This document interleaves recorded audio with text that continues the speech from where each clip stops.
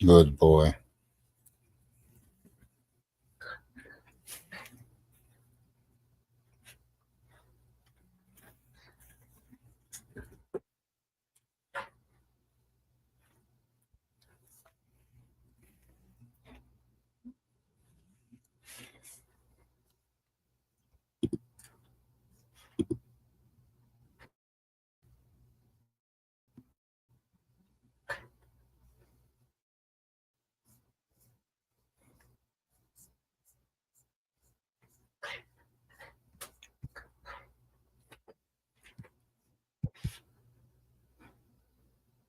Hey, what are you doing?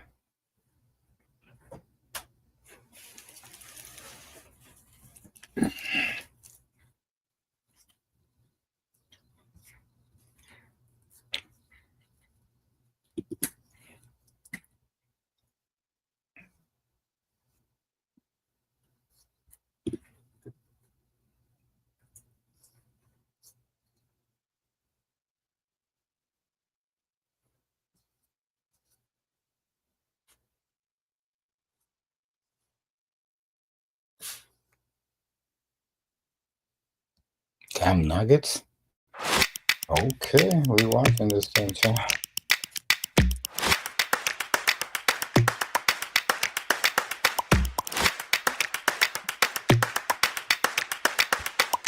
Why are you on top of this wall? You move this guy.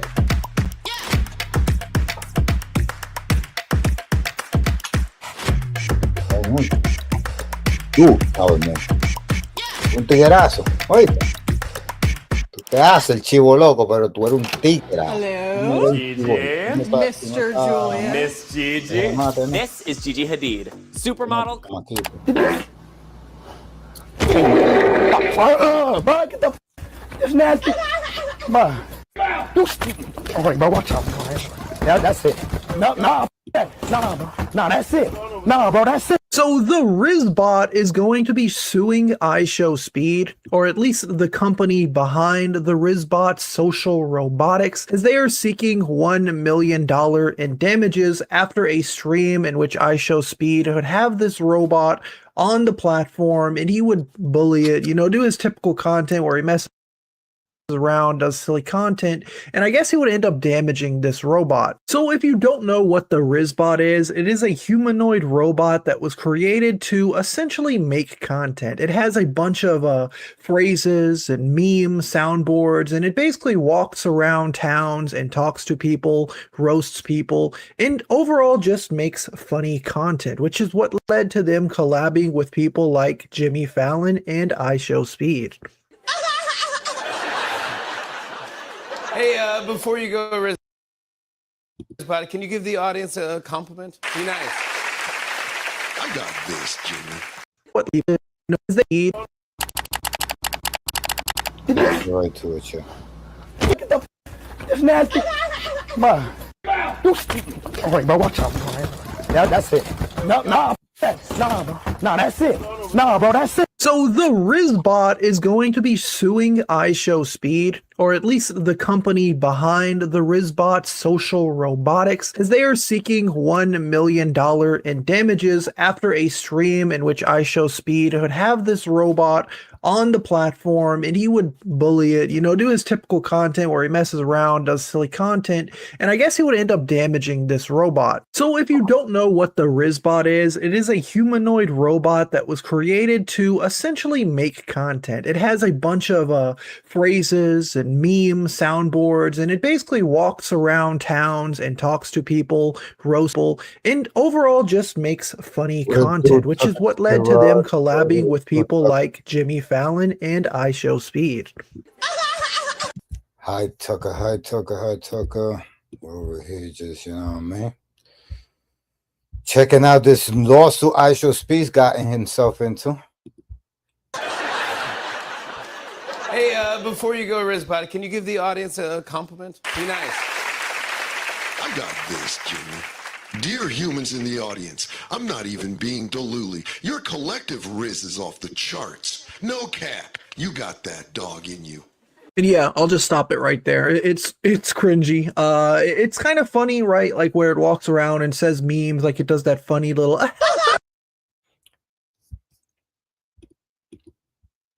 What if it kills you accidentally? Of course. I guess there's only one way to find out, you know what I'm saying? We're just gonna have That to dog put ourselves laugh, in and it does danger. a bunch of other fart noises and things like that, which are kind of silly given the context. But once it starts trying to like be like, yo, what's up, my Rizzler? What's up, my homie G? Like, you're just like, okay, all right, cut it out. You're getting a little corny for me. Either way, yeah, they ended up teaming up and collaborating with iShowSpeed. Bro, get the it's nasty. Bro, stop talking. Stop. Legend, what are you doing? I swear, bro, this robot about to die. I swear to God, bro, like this about to be your last time on this earth. I'm not playing with you, bro. Say sorry. For real, say sorry. Emotional damage. Who, bro? Hey, who are you? Who are you, bro? I am your father. This really respond. Yeah, he be tripping for real, yo.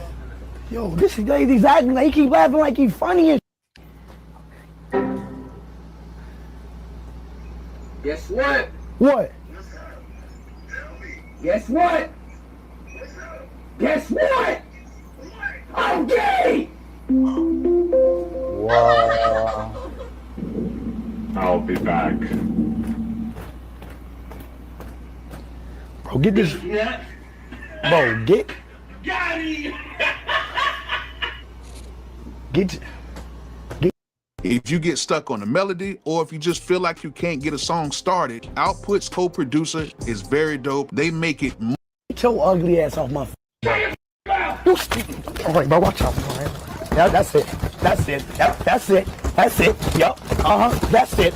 Yep. No, Yeah, he's no, definitely no, that's it. No, bro, that's it. No, that's it. He think I'm playing, bro. He think I'm playing, Rudy. Nah, see, look, and he's still laughing. He think I'm playing. Cool, man. He think I'm. He think I'm playing. Wait, look, he's still talking, Rudy. Now, I had to blur some of that clip, not because he's beating up a robot. It's literally an object, right? Like, I don't think that YouTube would be angry at me for blurring someone punching a robot. But he was like kind of air humping it. And I don't know if YouTube would be like a kind of, it's kind of inappropriate. And YouTube doesn't like when you show that kind of stuff. Either way, that was the clip that ended up resulting in this lawsuit that was filed back in November of 2025.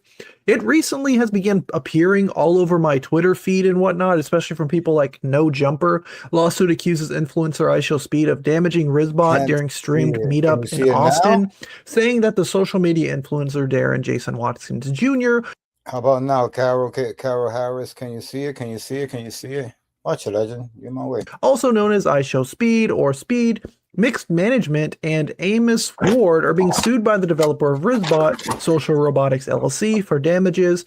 The suit is accusing Speed of being intentionally physical with Rizbot, and as we can see by that footage, he was indeed very physical with a robot. We all know this is kind of like his content style where he just overreacts. He puts on a character, he puts on a performance. And again, this is coming from a month ago at this point, but this is one of those examples where he kind of goes overboard. And as we can see, he ended up damaging this robot. He pushed it onto the bed and then it fell onto the floor. And I'm going to guess that is where the damage came in. And you even had this other guy come up and like break it up. I'm not sure if that guy's with the company of the robot or he's like one of iShowSpeed's friend and he was breaking it up because he was starting to air hump it. It actually found this post on Spectrum News that says Rizbot developer sues influencer iShowSpeed over alleged damage, and I'm pretty sure that's the exact same security guard. So I'm going to assume that this guy works with the creator of this robot to essentially provide it private security because of course it is $1 million robot. Now this article continues saying the suit filed in Travis County on Monday alleged the destruction happened on September 16th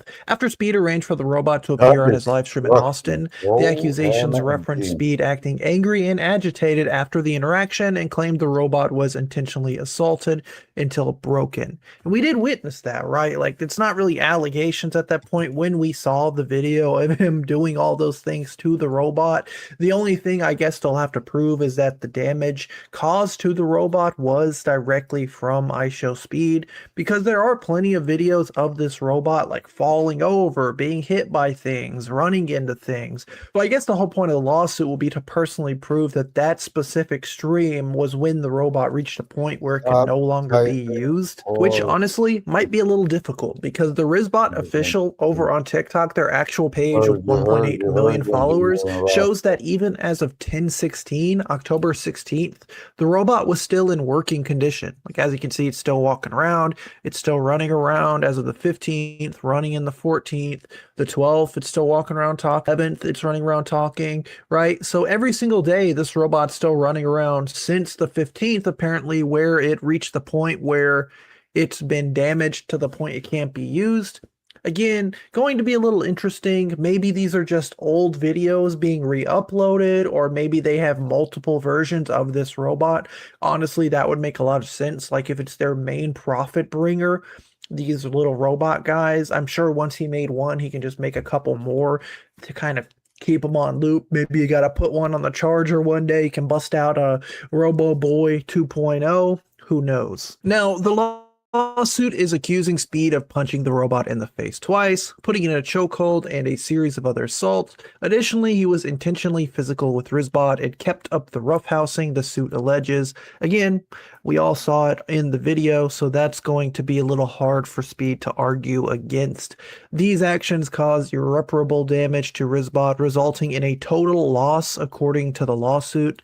That point is interesting because I just showed you all those TikToks where it looks to be fine in working order, unless of course those are old videos. Furthermore, the extent of Rizbot's damages caused cancellations for future appearances, including a co-host opportunity with Mr. Beast, another social media influencer, and appearing on the NFL Today Show on CBS.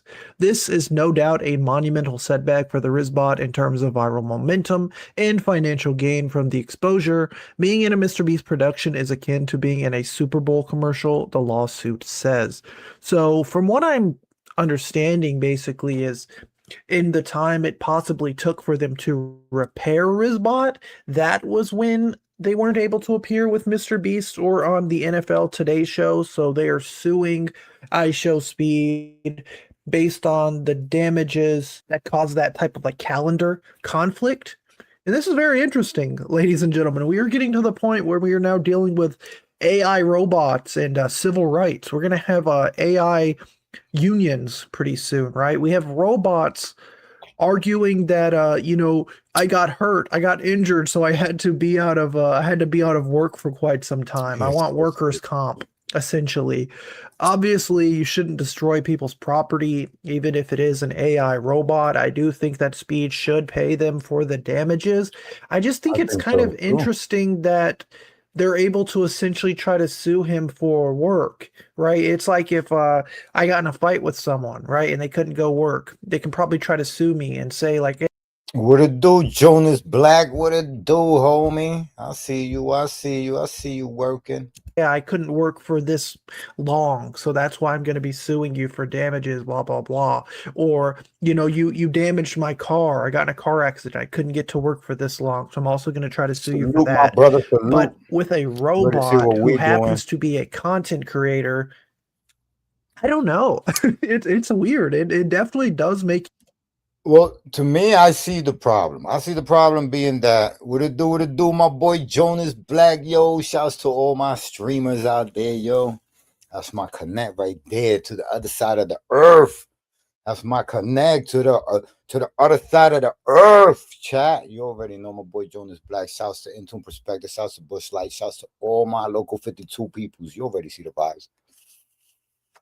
But yeah, what I understand why they suing IShowSpeed, because IShowSpeed fucking delayed the process. Now nobody anticipated that you're gonna rent the fucking robot and beat it up. Like, that's not what you rent the fucking robot for. But that's what IShowSpeed did. So that's I see why they're like, yo, chill, you wildin', bro. Now Mr. Beast wanted to rent the fucking robot and he can't. We in the building, watch you. I got you like nah. With me. Let's go. Shouts to the whole family. You already see the vibes. We are live, chat. We live. You already see what we doing. We active. Let's see what else we got on that calendar. Right now we've been streaming for like 5 hours, chat. So if you've been rocking with us on Twitch, we just jumped on YouTube. But if you've been rocking with us on Twitch, go to Twitch, the Cheat Challenge. We deep over there. We're like 30 people deep over there. So come pop off over there. And let's see what we got here. Diddy, that's right. Diddy and Fitty been going at it. Let's see what was going on with that. We need the most recent news on that. 10 hours ago.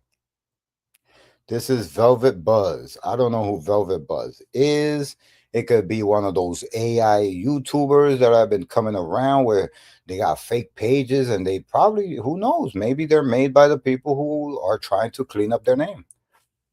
Yellow Beezy loses it after the killing motor. Nah. That's clickbait. That's clickbait. It's gotta be clickbait. 50 Cent reviews everything. That's a day ago. That's old. Let's just go to the main page. That's how I'll be finding my shit. I just go to my homepage. Shouts to Jonas Black Photos, guys. Yo, go subscribe to the chat. Go subscribe to him. You already see the vibes. Family is in the house. Yes, sir. 50 Cent and Netflix just exposed Diddy. J-Lo's medical diagnosis is finally out. This secret what? Secret ends Diddy. Yeah, I feel like that's regurgitated fucking bullshit. Shouts to my boy, it's a wobbler, and be a young boy don't have hits. Glasses Malone. Who is Glasses Malone? Using waves. This is what I've been fucking with, chat. This shit is a game changer, let me tell you. He is a psycho. Logan Paul brutally exposed in court. And who's this? Cavos? I haven't heard of you. Let's go back to the top. Let's go check this out. At first, I didn't like him at all. You know, I didn't. I thought he was like, you know. But the money, chat. The money make you think different. He had a sex tape on J-Lo. Jennifer Lopez has multiple things. We knew then that there was a nice tape out there on J-Lo. Mr. Combs was in the tape, and this other person is, I would venture to say, more high profile than Mr. Combs. His father done things to him that he should be in jail for. And I can tell the video was graphic in nature. Can't tell you about the first time I met him, the real truth. Can't speak on it, you know. Some stories gotta be untold. We need to have a serious conversation about Jennifer Lopez. For years, we've been sold this image of perfection, the glowing skin, the perfect body, the ageless beauty. But insiders are now claiming that behind the scenes, J-Lo has been hiding a permanent, painful secret for decades. We aren't just talking about a bad breakup. No. This has got to be fake. 182 subscribers. This is so new. This has got to be fake. I want my like back. Sex tape anymore. We are talking about a let's debunk it, but what medical condition that she allegedly contracted from Diddy in the late 90s. Something you can't get rid of. Something that stays with you forever. Thank you so much. If you've ever looked at Ben Affleck's miserable face during their marriage and wondered, what does he know that we don't? This is it. Reports are surfacing that the tapes being shopped around Hollywood right now don't just show compromising acts, they confirm a health crisis that has been kept buried by million-dollar NDAs.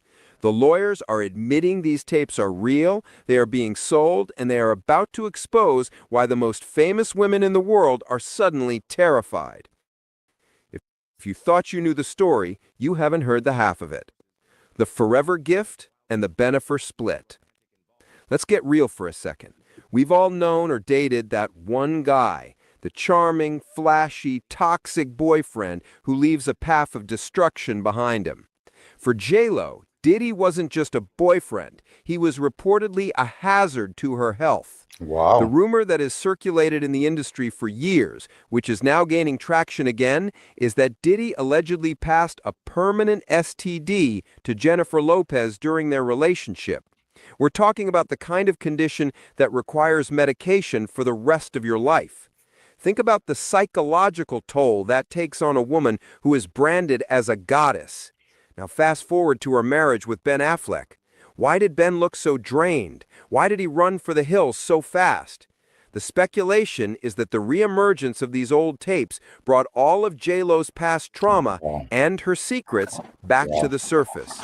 It's believed that Ben didn't just leave because of personality differences. He left because the media storm that is about to hit regarding her past with Diddy is going to be too toxic to survive. She's not just fighting. Damn, Trevor, they had to go with the whole disease thing. Like, that's crazy. Anyway, let's see. Who, I feel like this is just a whole bunch of like fake news. Like, let's go find something else. I don't even want to entertain that bullshit. Oh, Mr. Beast episode 2 days ago, I show speed almost ruined my video. Hey, go. You know what it is? Every time I watch a Mr. Beast video, I get flagged, so I don't even like to cover his videos no more. Stop, legend. 6ix9ine coin jail incident. Fans are shocked. Gossip Bush. I don't know where to find these guys.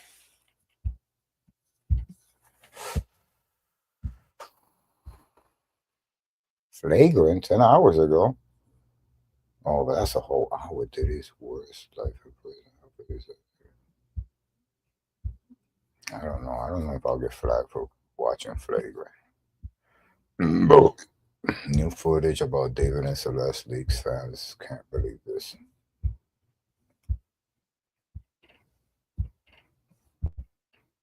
Kai Cenat secretly kicked Tota from the Clover Boys. This we gotta watch. This $49 portable heater. Because I do know that Tota was wilding, so I haven't seen Tota in a while. And he got robbed. That's grounds of getting kicked out of his fucking team. Often even more crazy stuff's going on. So I'm hearing all types of stuff like Kai done kicked Tota and had Clover Boys drop him and all type of stuff. I don't know what's going on. I ain't know it got this bad. So we finna see what's happening right now. If this just a clickbait title, like we finna see what's going on. Cause yeah, this is crazy. Like last I heard, he was the victim in something that happened, and now it seems like a lot of aggressive stuff is going on right now. So yeah, let's jump into it and see what's going on. Making any false allegations. It's just per our Me, I here. I'm going hot dog. Me staying here. I understand that. My friend is walking in here and me. I'm LeBron James, my coach. I eat. Yeah. This clip might just prove something that people been guessing for months. Tota might not be Clover Boy anymore. I'm not talking about a beef or a content strategy. I'm talking about Kai Cenat quietly kicking Tota out the Clover Boys and not letting everyone know or saying it out loud. Now let me just show you the full clip because the second half makes everything much more clear. Making any false allegations. It's just per our Me, I here. I'm going hot dog. Me staying here. My friend is walking in here and me. I'm LeBron James, my coach. I eat. Because Tailu is no real nigga, bro. I speak Tailu is no real nigga because I have help. Tailu no help me. Tailu fake Clover Boy, bro. Fake Clover Boy. Tailu you beat, bro. You no real nigga, Tailu. Dang, yo. I wasn't expecting that. Look like it might be a little bit more than a title. He say he a B. Dang. What the heck going on? Okay. Hey boy, tell you beat, bro. You no real nigga, tell you. What's your fun, bro? What's your fun, bro? It's no fun, bro. Stop that bullshit, bro. You no real nigga, bro. I speak, you no real nigga. What did he do to him? You no real nigga, bro. No, I don't give a fuck, Tata. Stay. What? Me speak in here. What's up, tell you? Help me, bro, please. I don't give a fuck. You no real nigga, bro. You know. Oh, Ty Lil right there. So it might still be clickbait. Ty Lil right here, he's saying it to his face. It must be a situation where he literally into it with Ty Lil, and stuff like that gets said all the time. But let's see if he actually clarifies right here that he's not with them no more or something. Real nigga, bro. Look at Tota's energy in this clip. This isn't about being mad or being left behind. This is someone who just realized that the ones he claimed to be his friends aren't really his friends. He said Talil was acting like fuck Tota and just kept it pushing. He was literally calling for him and got ignored. Now, if you're actually Clover Boy, if you're really in my crew, that's not gonna happen. You don't leave your Clover brother behind with cops outside the Lakers arena while you just walk away and keep it pushing. That's not how real crews work. But here's what makes this clip different from other streamer drama. Tota's not even mad like they're gonna fix it later on. He's venting like somebody who knows the truth but hasn't just said it out loud. My cousin meme that everyone's making fun of, that's actual panic. That's a creator in survival mode who just realized he doesn't have the backup that he thought he did. This moment matters because it's proof, not of beef, but of where he really stands with the Clover Boys. And just know this. I mean, to be fair, I feel like 100% if Kai was there, regardless of the state of anything going on, Kai would have stepped in if he saw that happening. So I don't know if Tylil peeped what was happening and did nothing about it. Because even when Tylil was trying to get in somewhere and they wouldn't let him in, Kai came through and brought the little girl that was with him in, like, straight there. Like, so I feel like Kai would have probably moved differently in this situation. But it is kind of crazy if Tylil just left him there with the cops and he needed help. And yeah, like that was the situation. That's kind of crazy. That's weird. That is very weird. I will say that. Why you leaving your mans there in that type of situation? This clip isn't random. It's part of a pattern that's been building for months. You got the Spark magazine that Talil just dropped. He sent this motherfucker. Let's hear it. This shit is so racist, bro. Like, just, don't do my dog Ray like that, man. Holding the dragon head, man. This shit racist, Ty. That's fucked up, man. And the spider shorts riding up, like, this shit's racist, bro. Drake? That is you know that was 5:28 in the morning? I'm laying down with my girl. I'm thinking this shit fake. How the fuck they put Ray with holding on to a dragon? Oh, gee. Literally #1 issue of the first streamer content creator magazine. The cover literally says featuring the Clover Boys. And who's on the cover? Talil, Reggie, Rakai, Punga, Ray. Notice who's missing? Tota. And this isn't because he was missing. This is the official Clover Boy magazine debut. The moment where the crew shows the world who they are. And Tota's not there, that's not an accident. And then when the Clover Boys launched the new Clover House. Well, look at this. Look at this. Tota's not on the wall. Low-key, he's not painted on the wall either. Like, and I know he the newest there. He got to earn his spot and stuff, but it is something crazy going on that they not telling people for real. I will say that because it's not adding up the fact that he not at no event, he not at nowhere. And but it is. And when they finished the streamer, the Mafia-thon, everybody got a custom gift except for Tota. Tota got a watch. Also crazy because we heard Kai tell him to go with the Clover Boys, and he basically he declined. So I don't know. It's just weird. Hello. We got top 5 Clover. Definitely. Desiree, you heard me. Desiree. We got your man Dezz right here. Then we got my man Tata. Then we got Baby Glitch. Baby Glitch. And then we got Ray. First of all, Baby Glitch, stay right there. Then we got me. Baby Glitch, stay right here. Stay right here. And then we got Reggie. Let's do it. So Baby Glitch. This is a prominent fact on how people could AI some shit and lie, because that ain't your teeth. Lord. Oh no, that ass. They made his teeth so straight. That ain't you. That's fake news, bro. That's a fake news. Bro. And Tota is not on that wall. They played him. They played him. Now I see why he was in New York. It all makes sense. I don't think they robbed this chain. I think he gave that shit away. You forgot the biggest stud in the world. My nigga. Now the fact that it says this song, like, so I support single mothers. We do. Like, what the hell? Now your bottom lip, like a nigga could just like flick your lip. Yo,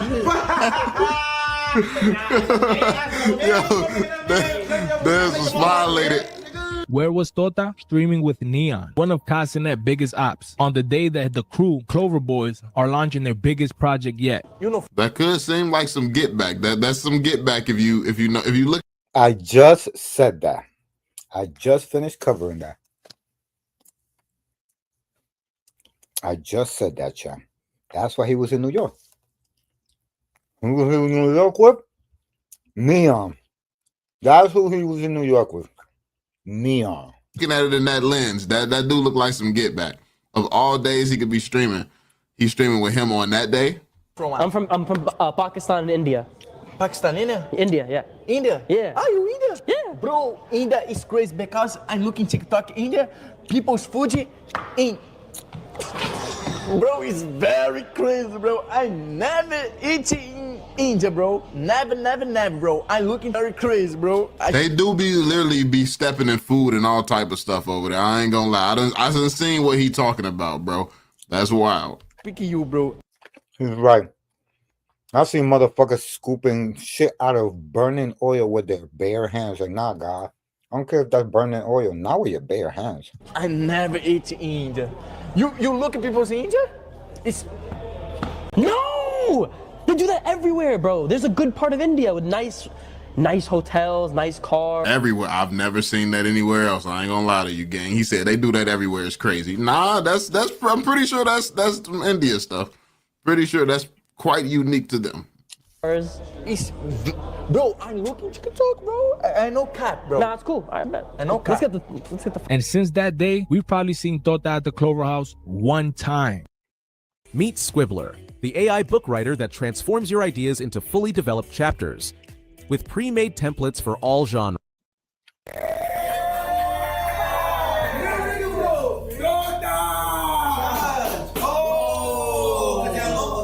Good. Go back. Yeah. No. He trying ours next, bro. That's true. You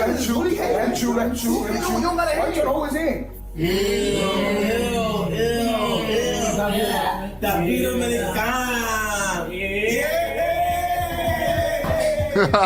And that's why I came here about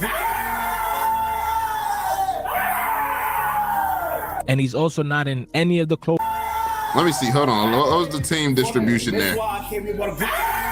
I gotta see the team distribution. I need a closer look. Okay, you got Dezz. Come on now. Look, that team. That nigga too young to be cooking. He's Asian. They not like that. I'm sorry. No. Stop it. Dezz was the only hope for that meal. Like, of course it wasn't gonna be good. Like, he was the only hope. I'm sorry. Always in.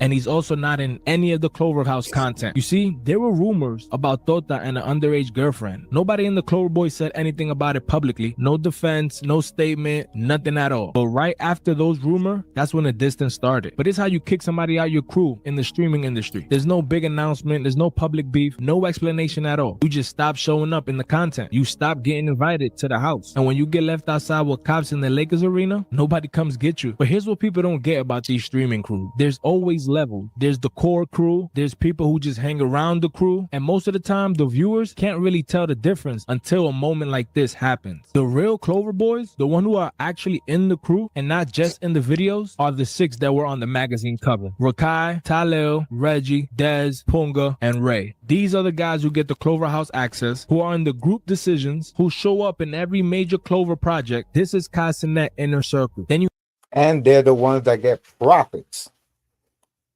Whenever there's money to split, they get gifts. You have the people who hang around. They appear in content, they're nearby, they get linked with the brand, but they're not actually in the room when decisions are being made. They're around the crew, not in the crew. And Tota, based on every proof that we have so far, he's someone who hung around and thought he was the core. But we definitely know he was announced as a Clover Boy, and he was moving towards that core status. But something happened that definitely changed that. Either way, this moment, this clip shows where reality really hit him. Because here's the thing, when you guys are really boys, and you guys are all in the crew, you're not gonna leave your mans behind with the cops. You're not leaving your mans behind with the cops no matter what, bro. Like, it don't even have to be a YouTube crew or any of that. Like, you're not doing that with just anybody you care about.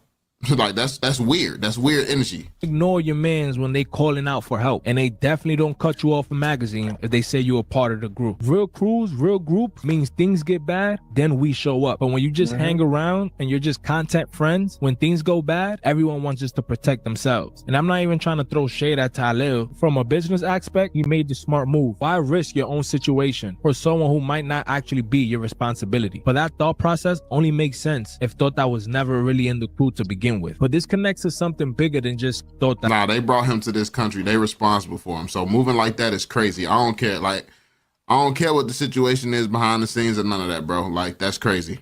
Like, nah, you don't do that to nobody. Like, that's not valid no matter what the situation. Tota was. That is a different situation, chat. They did bring him from Brazil to the United States to then cut him off while he's here. Thank God that he's famous. Was the worst dude in the world. You send him home, make sure he get there safely, then you leave him. Like you leave him where he at. Like you don't sit here, bring him to your area, bring him to your country, all that, and then you just leave him out here on his own. Like, nah, it's your responsibility to make sure he all right. And at the point where he done turned down that opportunity or that, you know, that safe travel back home or something like that, then he's on his own. But then you shouldn't be there with him in the first place.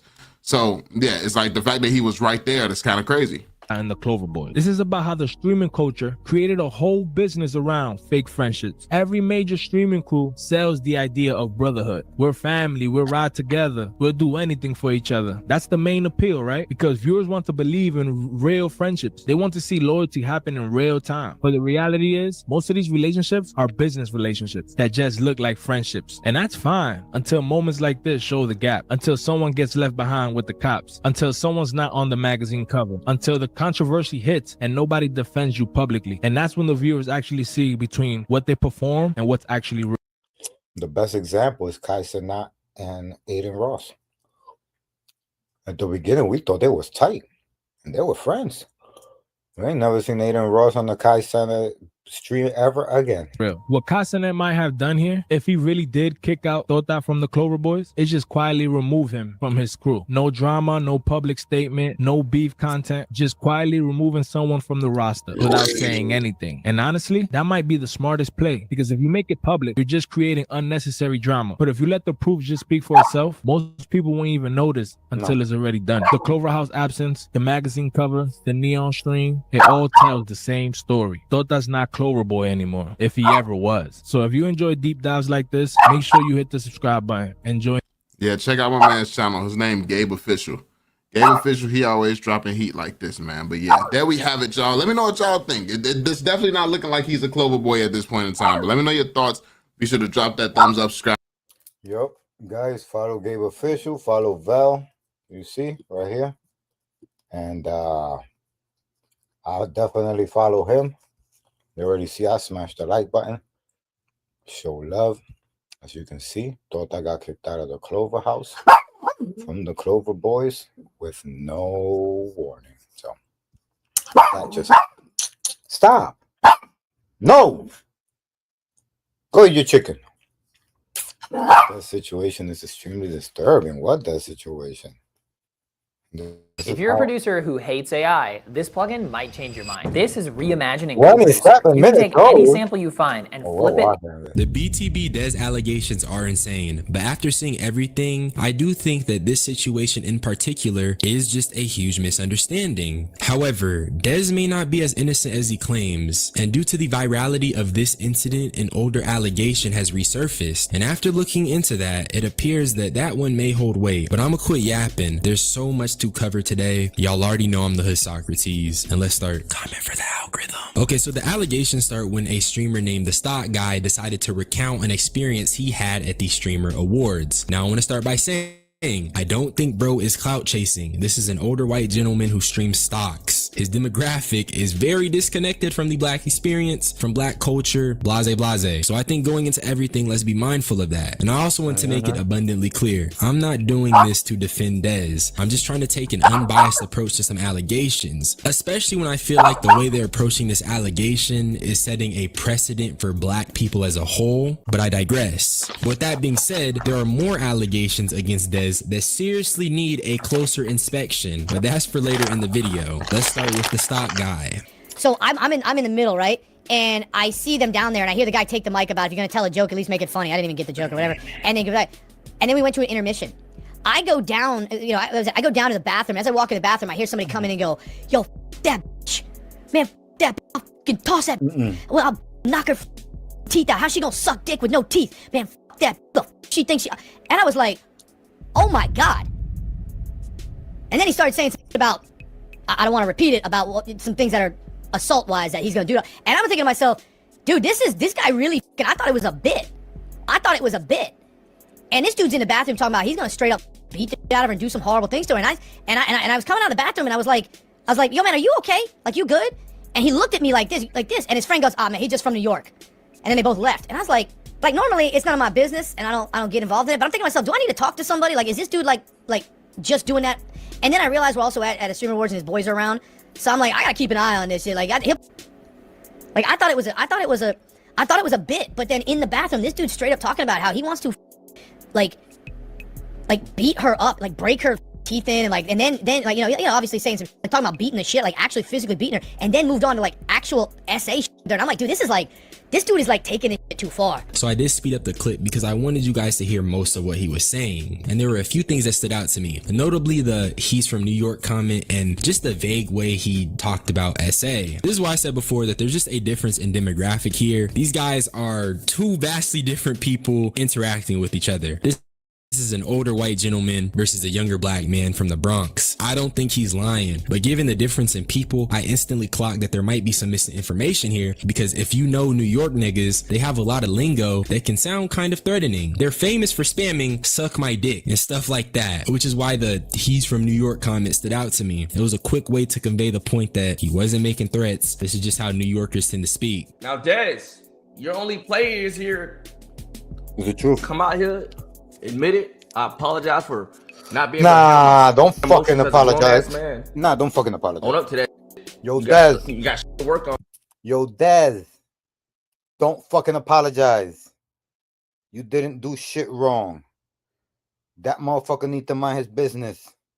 Yeah, it's cool. He should have brought it to somebody's attention that somebody's saying something. But don't try to quote people unless you recorded it. You record it, you play it back, and then we could explain to you what was said. But if you trying to understand what he's saying, you don't know what he's saying. He probably was saying stupid shit like, "Yo, she could suck my dick. Yo, I fucking, yo, I stole on her. I suck my dick. That bitch is stupid." You know what I'm saying? Like, you don't even know what it was. You don't know what it was. You probably don't even understand what he was saying. I don't know what the you doing at while we put. Actually, you know, I don't know how old you is. Actually, I don't know if he pushing 30 like me. But you know what I'm saying? Grown ass man, yo. I don't know how to control my emotions. I don't think he's pushing 30 like you. I think he's closer to my age. Fully yet, and I'll be crashing out verbally. I shouldn't have said that shit. I apologize. Those words don't reflect this and that third. As a real nigga, that's what a real nigga would do. I ain't gonna lie. But if you truthfully didn't do it, you come out here and say that nigga's a liar. Which I don't know why that nigga would just lie about on your ass like that. I don't get why. Hey Meta, where's the nearest dance studio? In 500 yards, turn right.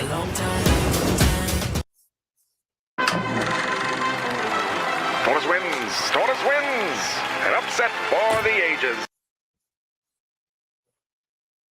I think Dezz is a liability to the Kai Cenat brand because he's a crash out, and I see people trying to use his crash outs as proof of the claims that are being made against him, but those two things do not correlate. I just think it's easy to toss things on a black man who isn't emotionally stoic, and I think as a general rule of thumb, I don't want to entertain that type of rhetoric because that's what it feels like to me, and it affects black men everywhere, not just Dezz. And as a black man, nigga, I'ma say slow down to that. You feel me? So I just don't want anyone to misinterpret my perspective as a defense of Dezz. especially because I have more appalling things that he's allegedly done that hold more weight that I want to talk about, but I just have to make that clear. And here's another one. If it was so crazy for him, why did he wait to go home to do a stream about it? It was so threatening. It was so alarming. Why did he wait to go home? How long did he sit at the awards after that? Probably another 30 minutes, an hour. Then he went outside. He did a whole bunch of politicking for an hour. Then he got in his car and he drove for like about another hour. Then he set up a stream, got something to eat because he just got home, took a shower. That's another hour. So I'm saying, if it was so alarming the way he's claiming, Mr. Stock Guy, I don't know you personally. You know, I'm not trying to start no internet beef with nobody, but me personally, if you thought within your scope of things that it was that alarming that you had to say something about it, why did you wait 5 hours to say something about it when you were already there? If something, the way you presenting it was gonna happen, right? If something was going to happen, it would have happened before you got home and turned on your laptop or your PC. It would have happened while you were there. And then what you were going to say, oh, I heard it when they were talking about it. Like, I don't understand. But he wants to say that he's saying something because he heard something, right? But if it was so alarming, why didn't you just intervene? Like, yo, what you guys talking about, man? Y'all talking some crazy shit. Because I would have went up to him and be like, yo, you young boys is talking something crazy right there. Please don't tell me y'all talking about doing what y'all think y'all doing. They would have been like, nah, chill, OG. We ain't talking like that. You wildin', right? The root of the matter. But no, Mr. Stock Guy sat down and enjoyed the rest of the banquet. And then he got in his car. Well, wait. He enjoyed the rest of the banquet. Then he stood for the fucking VIP and the pictures and the greet and meet. He said bye to everybody he knew. Took pictures. I'm sure he did. We could check his Instagram. I'm sure he did. We check his YouTube. I'm sure he did. And then he went home, took a bath, ate, set up his stream with a clever little thumbnail and a clever little catchy caption. And that's when he reported what he thought was so alarming. Boy, you waited a long time. If that was the case, whoever the hell's life you were trying to save would have died, bro. Like, stop it. Stop it. You were not that concerned. What you did want to do was you wanted to amplify something to set a precedent for a black man. That we have to apologize because you eavesdrop on a conversation that you should be minding your fucking business about. And now all of a sudden it's like, oh, I don't know what they were saying, but they were talking about some crazy shit. Like, if it was so crazy, bro, once again, I repeat, why do you sit down and enjoy your banquet? Then go take pictures afterwards. Then drive home and prepare yourself something to eat. Then get ready for bed and create a stream right before bed with a thumbnail and a catchy subject. Like, you caught everybody's attention with your clickbait. So you obviously put thought into it. And you telling me that that was all more important than when you got on the microphone, your idea was to make it seem it was so alarming what he said? And why didn't you bring it to somebody's attention at Twitch? If it was so alarming, why'd you wait to get home and do an episode on it? Because you're just looking for fucking clicks. You're a fucking click whore. And I think that whatever amount of followers you got or subscribers has gotten to your head, and you've gone from stock guy to thinking that you could police shit because that not so funny comedian made a stupid joke about Kai Cenat being Diddy, and it was not funny, and somebody called her out on it. And now when you in the bathroom, you ear hustling and you hear the wrong shit. So when you said something about it, somebody let you know, yo, bro, he from New York. Don't worry about it. That means you don't understand what he's saying, and it's not threatening. Mind your fucking business, right? But you still didn't mind your fucking business. So me, being that I'm not their age, you know what I'm saying? I'm your age. I'm letting you know that when somebody tells you it's some New York shit, then don't go home and do an episode about it. Because if it was that important, you should have just went to Twitch security and told them what you thought you saw, right? Because if you think you saw something that's important, the fuck you gonna go home and do an episode about it? The fuck? So you see somebody ride in a car, hit somebody, you're gonna go, whoa, shit. Let me not call 911. Let me record this so I could do an episode when I get home. Like, come on, stop it. You don't make no fucking sense. Everybody probably following you in this fucking internet. Because everybody's like, yo, that shit makes sense. He went home and he outed them. So now Dezz needs, yo, Dezz, you don't need to apologize to nobody, bro. Like a little bro, I'm gonna tell you, big bro, little bro, don't fucking apologize for something that motherfucker misunderstood. That's not your fault that this motherfucker ear hustling. That is not even your problem, bro. That's not your fault at all. Uh-oh. What legend? Uh-oh. Chat. I might have done something bad. Legend! Fuck, chat. I did something bad. Oh, he's talking about playing. I don't know what I did, but I did something bad, chat. I can't tell you what it is because I can't tell where the bad thing happened, but I did something bad, chat. Anyway, yo, that's all I gotta say on the fucking matter, right? That's all I gotta say. What I gotta say is, stock guy, you didn't fucking understand what the fuck that was explaining to you. Should have just took a step back and thought, bro, that shit that he said, he from New York, that's because he's trying to explain to you, you don't understand what's fucking going on. Mind your fucking business. If you felt it was so threatening, you should have went to the right authorities, not go home and make an episode about it. Just saying. Let's get back to the video. Once you are like talking about SA, I can't respect that. Like I can't respect that. Like, you know what I'm saying? I got 3 sisters and a mother. I can't respect that. You know. See, and now everybody's following the stupid narrative. Yo, everybody stop it, bro. Stop it. He was not talking about no saying nothing, bro. Duke misunderstood some shit. He was probably saying some shit like suck my dick, whatever the fuck, some dumb shit like that. I'm saying, once you talk about SA, I can't respect anything like that, bro. Because I would never want that to happen to my sister. I would never want that to happen to my mom. Why can't we all just get along? Simple as that. It's facts. But I'm just saying, I know how shit can get misinterpreted, bro. What I'm saying is, bro, I always leave room to spare because I don't want to sit here and jump on his shit. And the whole time you're wrong. The misinterpretation thing is really at play here, and I don't want to beat a dead horse, but we got a New Yorker from the Bronx versus a white dude who streams stocks all day. That is the misinterpretation situation. Thank you. And I'm from New York. So already see where he went wrong already. Of doom. And that's even more of a reason why he probably should have spoke out sooner rather than off stream, but that's for later. Let's just...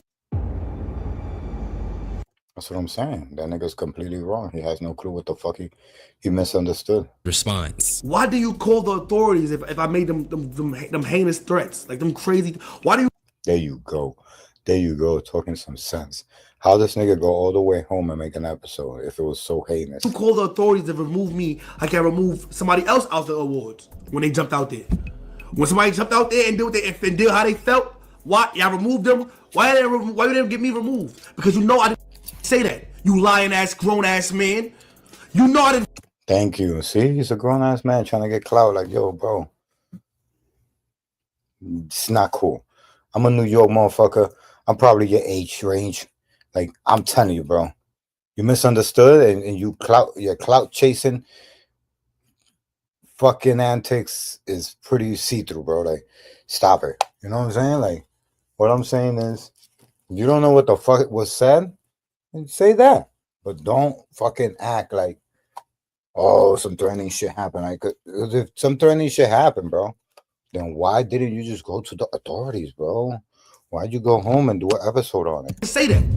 You know I didn't say that, fam. Dezz is outright saying that he denies what the stock guy is saying and explicitly Yeah, he don't need to apologize for some shit he ain't do. states that he is lying. I also think he's valid to feel like the stock guy should have had him removed from the venue if he genuinely felt like what he was saying was Chat, I just did like 15 minutes right now, but right before all of that just happened, saying the same exact shit.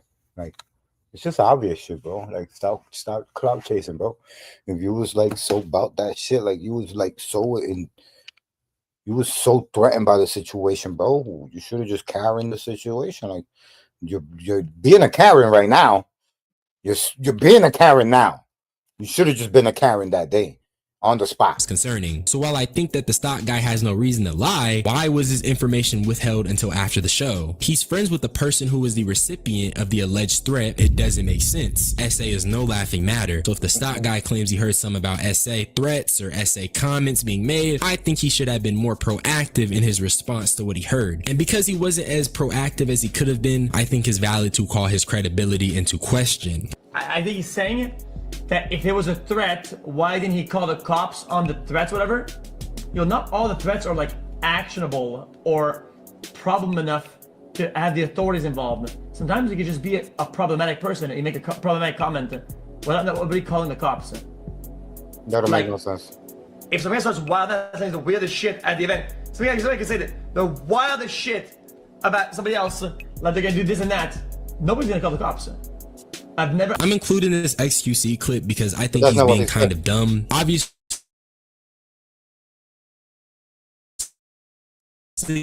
how does that make any sense? Somebody, let's dissect what he said for a second, chat, because he doesn't make any sense. But let's make sense out of it. About somebody else, like they're gonna do this and that, nobody's gonna call the cops. Let's see what he said. Like, if somebody starts saying the weirdest shit at the event, somebody can say the wildest shit about somebody else, like they're gonna do this and that, nobody's gonna call the cops. Yeah, but that's not what we're talking about. Nobody's saying that somebody said some weird shit. Stock guy here said that he said he was gonna essay somebody and beat the shit out of them. That sounds like a threat. That doesn't sound like weird stuff. That sounds like scary stuff. So why didn't he go to the cops? Why didn't he go to security at least? I'm including this XQC clip because I think he's being kind of dumb. Obviously, I do agree to an extent that not all threats are actionable. XQC, you are just an ignorant motherfucker, bro. If you don't understand what this means, you're just ignorant. Because he said he was worried because he heard the guy say he was going to beat her up and essay her. That's not weird talk. Those are threatening things that if you go to a police officer, the person will be arrested for. So what do you mean weird? But dude, Dezz also made the case that if it was something bad, why wasn't he removed? We're talking about SA here, especially in a venue where there's clearly security and there's rules that the exactly there's security there, man. Like, why didn't you just go to security? Participants must follow or else they can be removed. I think in this scenario, XQC is being kind of dismissive, especially when Dezz didn't just solely speak about getting law enforcement involved. He also referenced someone else getting thrown out. So it's like, come on, that's a pretty valid point. From what I've seen, XQC never commented on that. And like I said, I do feel like this is in line with the rhetoric I was speaking about. If a black man isn't emotionally stoic, it's just easy to dismiss him. And this is beyond Dezz, okay? I understand that his response isn't the best, but I don't think that we should just, you know, kind of turn our brains off and say, but this nigga's angry, so whatever the stock guy said is right. That's not smart. That's not what I want to do. I never threatened to hit nobody. See, he's talking about violence. This is not weird talking. Somebody says something weird in an event that you can't call the cops. Well, if it's violence, can you call the cops? Then why didn't he? A woman, I never said none of that. First of all, nigga said, toss her around. See, there you go. There you go. Violence. Toss. The only toss I know is when we in the street at the churches, we toss back at niggas. Like, my niggas, my niggas toss. Nah, he would not even know. Not even you. You're giving him too much credit if you're actually thinking that he got that from what you were saying. That niggas. I was in the bathroom and I say, oh, gang, she was dick riding my man Castanet. There you go. Dick riding. That's probably what he thought was like, oh, that's sexual. She sucked Kai dick. See? Oh, that's sexual. And I said verbatim to Ralphie. I said, bro, she sucked Kai dick with teeth. Bad bitches don't use teeth. There you go. See what I'm saying? The motherfucker was trying to interpret what he heard. And what you heard is not what was said. What was said needs to be asked, not told or reiterated. And definitely never assumed. Don't ever assume.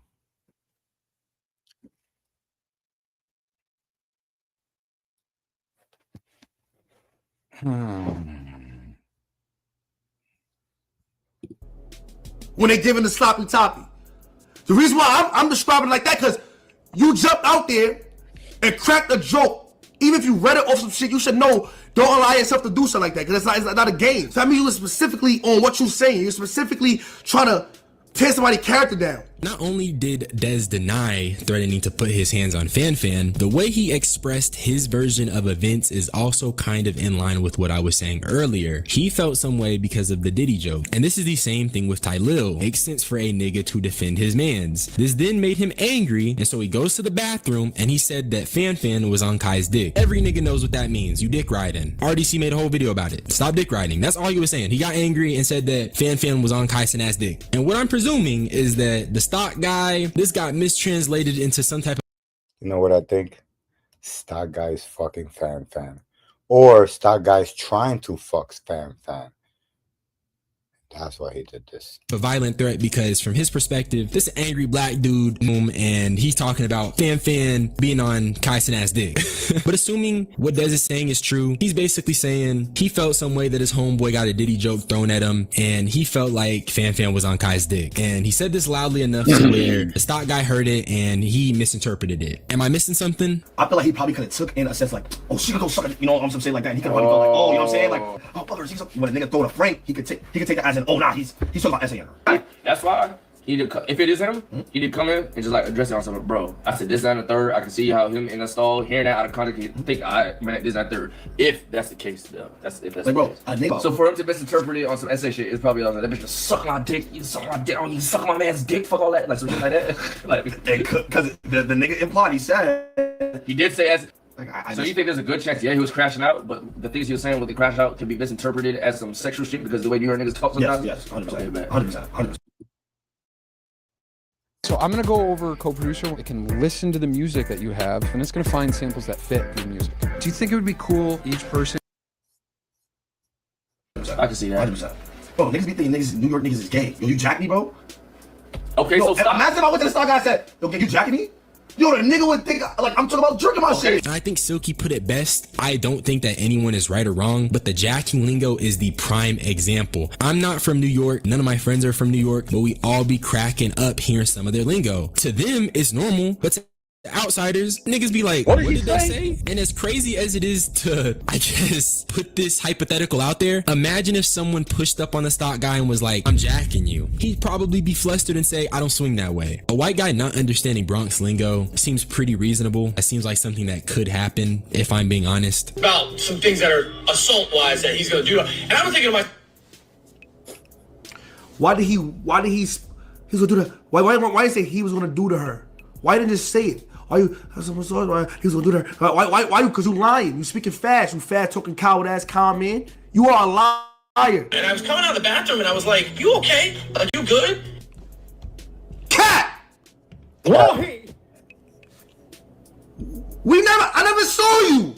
Okay, so something's not adding up here. Dezz is claiming he never seen the stock guy, which I find weird, and it makes me wonder who exactly was with Dezz in the bathroom, because they could confirm or deny this. But also, Dezz had a point about the vagueness of the essay statement, which I think that's also kind of weird too. In the original video, the stock guy never actually elaborates on the essay comment that he heard. I think that does hurt his credibility a little bit, because if you're gonna make a claim that wild, we need to know what exactly makes you think it's essay. You really had a problem where you really felt a way about that shit, the nigga would have said it during the award show. The nigga would have said it, and it makes no sense for the nigga to say it after. I do agree with what Silky is saying here. If the stock guy thought he heard something concerning, he should have spoken up sooner. There's not enough discussion on that. If you're hearing someone making essay threats, you speak up. Maybe the stock guy was unsure, and maybe he had doubts about what was being said, but still, you made the claim, you need to speak up. But I think those doubts stem from the very fact that when you have two people from two different parts of the world interacting, something gets lost in translation. And that's probably what happened in this scenario. That's probably why he spoke up after. So in my opinion, this whole streamer award situation with the stock guy was most likely a misunderstanding that got taken too far. New York lingo is infamous for being kind of brash, a little weird, and a little aggressive. I think maybe he jumped the gun a little bit, but that doesn't even matter. Let's talk about some serious allegations that hold actual weight. Meet Toxic Barbie, a woman who claimed Dezz had forced himself on her.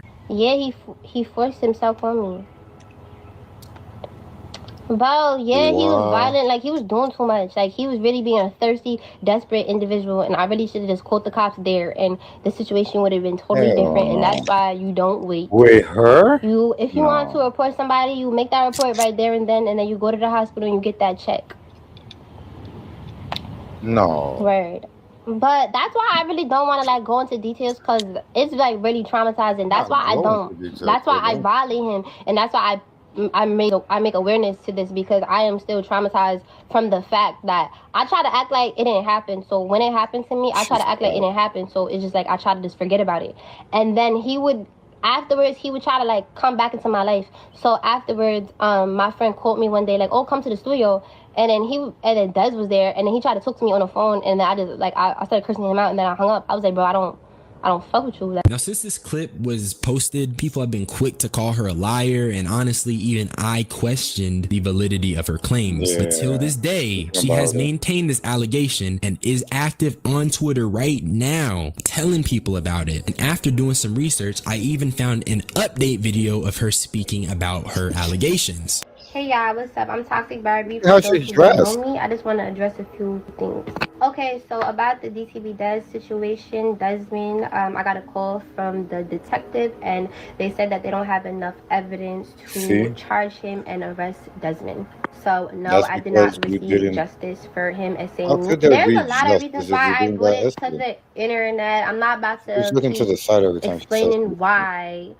He deserves to get exposed. He's not a good guy. Oh, and that's God forbid he gave me something that I can't get rid of, then what? And at the end of this day, I'm not ashamed nor embarrassed, nor am I a victim of a guy with a shrimpy. Do not put your hands on me without consent, period. And there's no exposing me, period. Nobody's gonna try to tell. See that she just sounds like a hurt girlfriend. Did you hear the points that she made? She called him a shrimpy. That's demasculating him. She said something about the. She just is explaining why he deserves to get exposed. He deserves to get exposed because he's not a good person. You understand what I'm saying? So it just sounds like a person that who's bitter, who thought that she could pull off an essay case. He's not a good guy. And God forbid he gave me something that I can't get rid of, then what? And at the end of this day, I'm not ashamed nor embarrassed, nor am I a victim. She said the end of this day, but maybe tomorrow. Of a guy with a shrimpy. Do not put your hands on me without consent, period. Do not put your hands on me without consent. And there's no I don't think that's how it works. exposing me, period. Nobody's gonna try to tell my personal business, try to throw. Oh, see, she's trying to jump ahead of the curve. I think there's videos that she got of her probably doing some crazy shit. And now she's trying to jump ahead of the curve. They'll be like, nah, chill. I ain't nobody gonna expose anything in my face. That's why I told my own story, period, and I went viral. So that's what's up. See what I'm saying? She's like, she told her own story and went viral.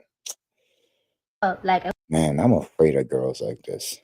They're just, wow. Anything for the clout. Who gonna do what? Hey, Meta, stop. Anything for the clout. That's crazy.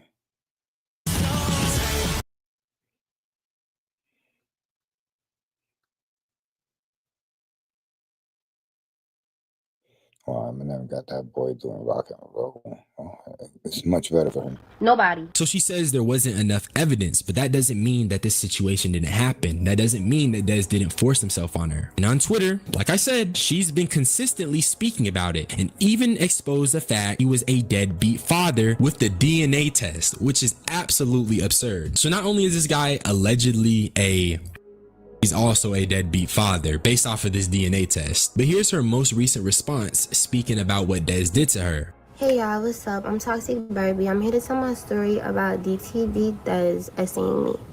Me and Dezz have a mutual friend named Chance. I put all the proof that I do have because this happened in 2022. I've had plenty of new Instagrams, new numbers. Dezz noticed me because Chance put my picture on a flyer to promote his party, and then he DM'd me, and then we exchanged numbers. So I was living in Jersey at the time on my mama's couch. My house flooded, so he invited me over, and he was being like really thirsty. And how convenient! Her house flooded, so he invited her over. He was thirsty? You were more thirsty. You went over there. You don't even know the dude. that was the red flag. Then this is the me over, and he was being like really thirsty, and that was the red flag. He was being thirsty how? Because you seem more thirstier that you went to somebody's house because they're famous. Then this is the weapon comes into play. I see that he has a weapon.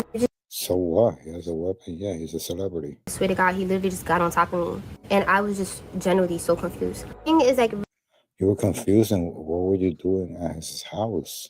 really this big, and I didn't feel nothing but the pressure of a 200-pound man on top of me. See, she's wilding. Chilling watching TV, and I swear to God, he literally just got on top of me. And I was just generally so confused. The thing is, I didn't feel nothing but the pressure of a 200-pound man on top of me. She had time to look at it and notice how big it was. I thought she was being essayed.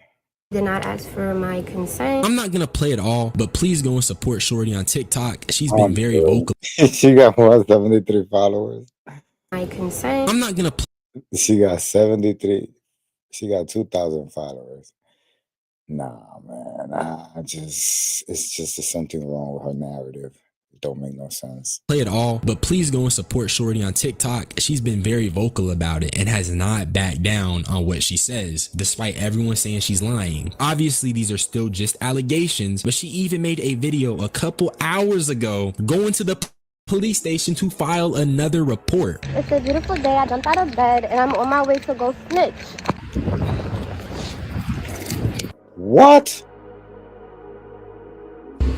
Like that? So what I'm trying to say is that I don't think Dezz necessarily did what the stock guy is saying that he did at the streamer awards. And I think that case in particular was just a misunderstanding that went too far. I also don't want to partake in any type of rhetoric that is dogpiling a black person just because it's easy to. And I dislike the precedent that sets as a black man. However, with that being said, this nigga Dezz has real allegations that are extremely concerning that are being levied at him till this day. The conversation about the streamer awards feels kind of dumb, I guess. Like, we have a whole woman explicitly stating Dezz forced himself on her. You have this woman still talking about it to this day. You have this woman post a whole video of her going to file what I presume is a police report, and nobody is speaking about this. I haven't seen Kai speak about it either, so that's mad weird to me. I even rewrote a lot of this video so I could bring this to light, because this is apparently what the media doesn't want you to see. You have so many people trying to dismiss this girl as a liar. So with that being said, the streamer award situation,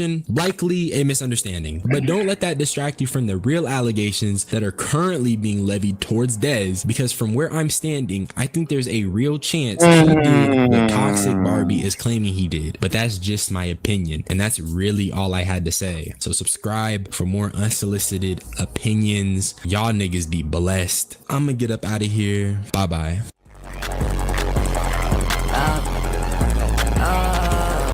Guys, go follow him. You got some updated news. Who else we got here? Oh, Rapperholics, Joe Budden, the man of war and Akademiks. Now it's over. Warned them about one guy sent it out. Oh, this is a day ago. Fucks with Rapperholics. Heating companies get pissed when you do this, but they can't do a damn thing about it. This heater warms entire rooms in under 2 minutes. In a world where one man shaped like a human full-size relish bottle feels threatened over competition in the podcast space. Those 3 Big Macs are for me. Big Mac and Snack Akademiks is getting juggled by Joe and manhandled by Mano. Coming to a theater near you this holiday season. Big Macs and Big Beefs. Lobbies and Gentlegrams, the hungry henny hogging humongous gobbler of Big Macs and Drake's package has been attacking rappers podcasting, and now he's on damage control as they're blasting a hole in his henny persona. The Madonna of Marilyn Monroe host totem pole doing tricks and dances on Lobby's log doesn't like that rappers took over his job, so the henny hog is comparing himself to the Charles Schwab of potting. He claims he invented this thing, and how dare Mano and Jim Jones step in his ring, but with all the fake cries he professes and sings, he's facing the bad wrath and backlash of the weapons it brings. Every podcast going at him. Let's break it all down and get to the action, but before we step foot, I have one quick distraction. You gotta hit the like and subscribe buttons with passion. I study Rapaholics for a living. Alright, Lobbies and Gentlegrams, another day, another shenanigan from the Big Mac Snacka Diddler. Mano gave him the new nickname of Acarelish, cause he's shaped like a relish bottle. So we might keep that for this video, or we might call him Big Mac Snacka Relish. Now, Big Mac Snacka Relish, he's in a lot of trouble right now. We usually know him for picking on easy targets, mainly women, who he knows he can get away with blasting on social media, cause what are they gonna do, beat him up? It's easy targets from the perspective of there's no violent physical repercussions that could come from his words, right? See, I'm starting to think that maybe this is your aesthetic. You do the fake and then you sit in a room full of cameras and try to make a bitch crash out. You know, that's like, we're from the hood. Oh yeah, that's like we tell the bitch, come in my house, cause I can do whatever I want to. You don't have to, me and you can meet, we want to meet you outside. I don't care what rapper got at me, bro, ever. But like, really, there's certain shit I really don't fuck with in my life, and I would never do. But like, I gotta sit here and act like I know I'm in America. I gotta sit here and just act like I don't fuck with certain shit. I would never like it. My nigga's so angry right now. He would have cried. That's the type of anger. Yo, just please. I'm telling you, I'm only pretending. Well, he's proceeding with caution in his latest back and forth online, and that's because he knows Mano is not Lauren LaRosa. Mano is not Megan Thee Stallion. Mano is not SZA. He can't turn the disrespect up to the highest degree and not expect anything to come of it. And you could tell he's a little scared. But even if he wasn't, Mano most definitely is not scared to hold back, and he's most definitely not. Aside from just calling Akademiks a relish bottle, he also says that all the girls that Akademiks deals with call him Chicken Nugget. Oh God, that is a fucked up. Because of the tiny thing he has down there. Oh God. Those 3 Chicken Nuggets are for me. He's saying Akademiks is insecure, he's scared of women, he spent his childhood hiding from women, and he's even bringing up the whole child with the Discord thing that happened earlier this year. It got crazy. It got crazy on both ends. Akademiks didn't hold back necessarily either, but every 5 seconds he had to warn Mano that this is just for the purpose of the podcast. He doesn't want any physical repercussions. He just wants Big Macs. And of course, the Joe Budden podcast stepped in as well to offer their takes. This whole thing is an absolute mess, and we're gonna break it all down.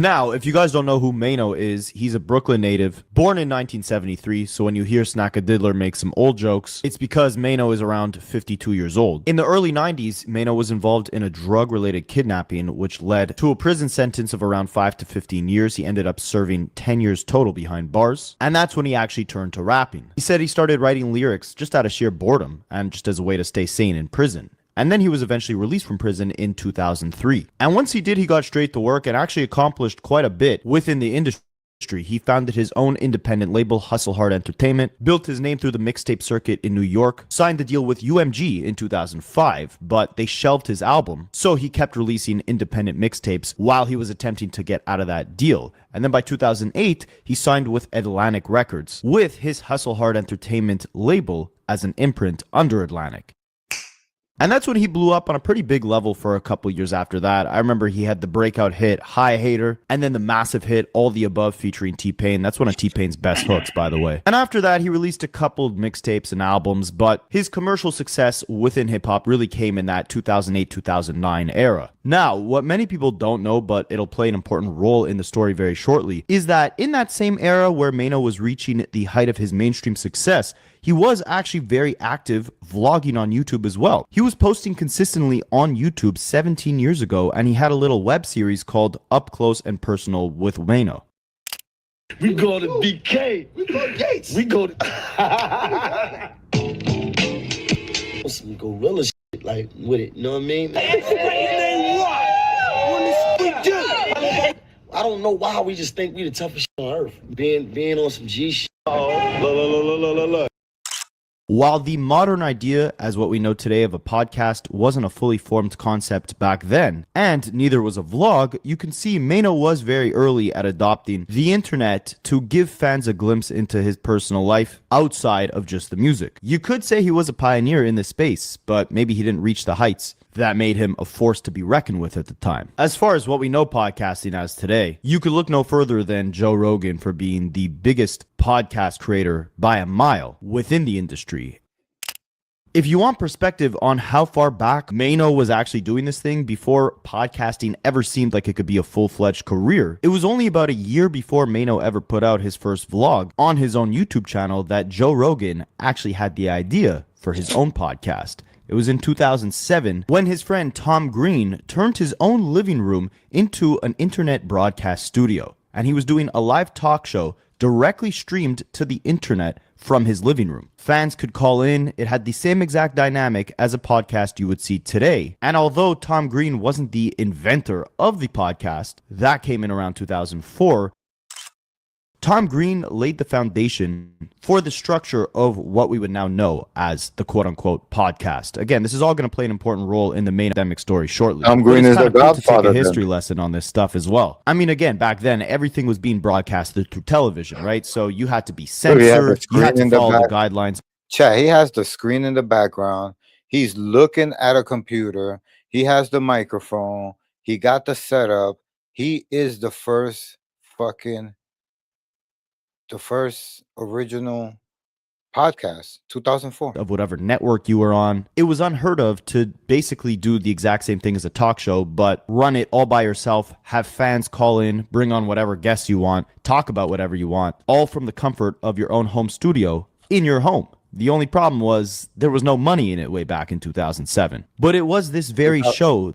2007, chat. Wow. That's insane. Oh, the first podcast was 2007. It's about to be 20 years of podcasting existence. So I'm proud to be a streamer, to be honest with you. Very proud to be a streamer, chat. Very proud to be a streamer.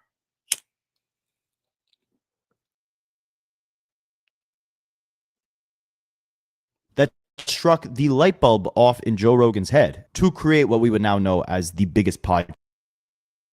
I would say it's like having another producer in the room that knows exactly what your song needs. This is co-producer, the fastest way to find podcast in the game. This is the craziest thing ever. You're connected. It really is different than television. This is way better. It's like radio, but it's like television. Well, not only that, there's not a corporate pressure. See, Yeah. the thing that f***ed up television, the thing that f***ed up entertainment in general is money. As I say, everybody has to say certain words, don't say certain words. You can't just express yourself because you're expressing yourself to someone who's selling advertising space. Yeah. You just need to keep doing this. We need to figure out how you make money from this. Yeah. I know you're into this computer thing. And again, just keep a tab in the back of your mind that it was only about a year later that Mano started doing his own form of podcasting on his own YouTube page. As far as Snackarelish goes, we do have to give him credit where credit is due. He was a pioneer in the internet content creation space as well. While Mano was serving time behind bars, Akademiks immigrated to the United States with his mother and brother in 2001. He was in high school around the time, and he ended up going to Rutgers University in New Jersey, and that's where he would commence his DJ career. Yes, he really was a DJ before he was an internet personality and Big Mac master. He claims to have been on a lot of rap blogs and forums in the early internet days, and by the time he got to college, he was actually a DJ on the college's radio station every Saturday night. He would then start DJing parties at the college, and he would post clips of those parties onto his YouTube channel, which was started in 2012, about 4 years after Mano. Back in the studio, another edition of Campus Invasion Radio. He would graduate, no pun intended, from college parties and radio shows to eventually just posting his takes on different events in hip-hop directly onto his YouTube page in around mid-2013. So this is where it all really started for Akademiks. The advantage he had against radio stations and other media outlets was that he was always the first one to report whatever was happening. He even claims that he'd be working low-wage jobs, and when news would break, he would run to his car and record and edit YouTube videos on the spot just to make sure he was the first one to break the news. Charlemagne the God, who at the time already had his spot on Power 106 and had been in the broadcasting industry for a long time, mentored Akademiks early on, even appearing on Akademiks' YouTube channel in around 2013. Before I knew you, did I always pick you back? Yeah, you did. Because that's the type of person I am. That's crazy. Charlemagne was also one of the first entertainers within hip-hop to start his own podcast, The Brilliant Idiots, with Andrew Schultz in 2014, long before Akademiks ever started one. But in that same year, 2014, Akademiks would start a second YouTube channel that would completely change the trajectory of his career. Not necessarily for the better. It was the war in Chirac, where he would satirize violent events that occurred within Chicago, cultivating a fan base of people who saw the comedy in the nicknames and satirization that Akademiks would bring to these incredibly dark situations. Now, for me personally, I remember seeing Akademiks heavy on YouTube around 2015 when he'd report on major events within hip-hop like the Lil Wayne and Birdman falling out, the Drake and Meek Mill beef, the rise of Young Thug. I didn't even know about the war in Chirac until Vic Mensa called out Akademiks on the Everyday Struggle show in around 2017. You were a little bit repulsed by the fact that so many people outside the culture of Chicago, they hyped up the music, not knowing that real lives were being affected, deaths and other type of madness happened within the music, and the music was a real life depiction of that. Like, how did you feel about it? I wanted to slap you in your face. But by then, that war in Chirac channel, he realized there was more money in, again, being the quickest one to report any major news within hip-hop on his various platforms. His Instagram page became akin to a World Star or a TMZ, where every viral clip would be posted. His YouTube became almost like a mini talk radio station where he would provide commentary on the major moments that were happening across the genre. And by 2016, he started going live on Twitch, something that was very unconventional for hip-hop broadcasters or internet personalities to do at the time. But he built up a very niche, smaller audience, live streaming every single night. Now, the reason I say Akademiks was a pioneer is because he was one of the first few commentators who wasn't tied to a brand, wasn't reporting through the traditional mediums like radio and television, but beyond that, he was approaching the internet in a different way. Even on busy days, a little thoughtfulness goes a long way, and thanks to Healthy Choice Simply Steamers, I get a quick, satisfying way. Those 3 Big Macs are for me. What I mean by that is you might have never known what Akademiks even looked like early on, but you recognize the brand because it was everywhere. You might get your news off Instagram, he was there reporting it. Same thing with Twitter. You might recognize his voice on YouTube because no one at the time was really doing those 5-minute clips where they would talk about whatever the hell was going on that particular day. So he wasn't just a news outlet, but he also wasn't just a radio or entertainment personality. He was kind of everything all in one, coupled with also being a live streamer, which again, no one was really doing at the time. But notice how I didn't mention podcaster once throughout Akademiks' entire come up, right? That's because he had no direct attachment to the rise of podcasting in the slightest. Instead, that was his Everyday Struggle co-star, Joe Budden. Hey, I watch every thing you do. You want to talk about it? Is Drake scared of Kendrick? Let me get my direct question. Yes. Remember, back in 2007, Joe Rogan was talking to Tom Green about how the concept of the podcast that he created in his living room was great. They just needed to figure out a way to make money off of it, right? Well, even by 2016, almost 10 years later, there still wasn't a clear blueprint on how to make money off of podcasting. You had to do it for the love of the vision. And that's exactly what Joe Budden did. Right now, his podcast Patreon alone is pulling in allegedly around $1 million a month in subscription revenue. But when he started the podcast in 2015, 2016, it wasn't making him any money. Probably for many years that he was actually doing it, he barely made a dime. Meanwhile, with Akademiks, he was likely getting paid pretty decently from the ad revenue off of YouTube and from promotions that he would run on his Instagram for different artists. He probably wasn't even thinking about a podcast. He only created one years later, I believe in like 2019, once he was already very established in the commentary space, right? You'll see why I'm bringing that up shortly. Spicy.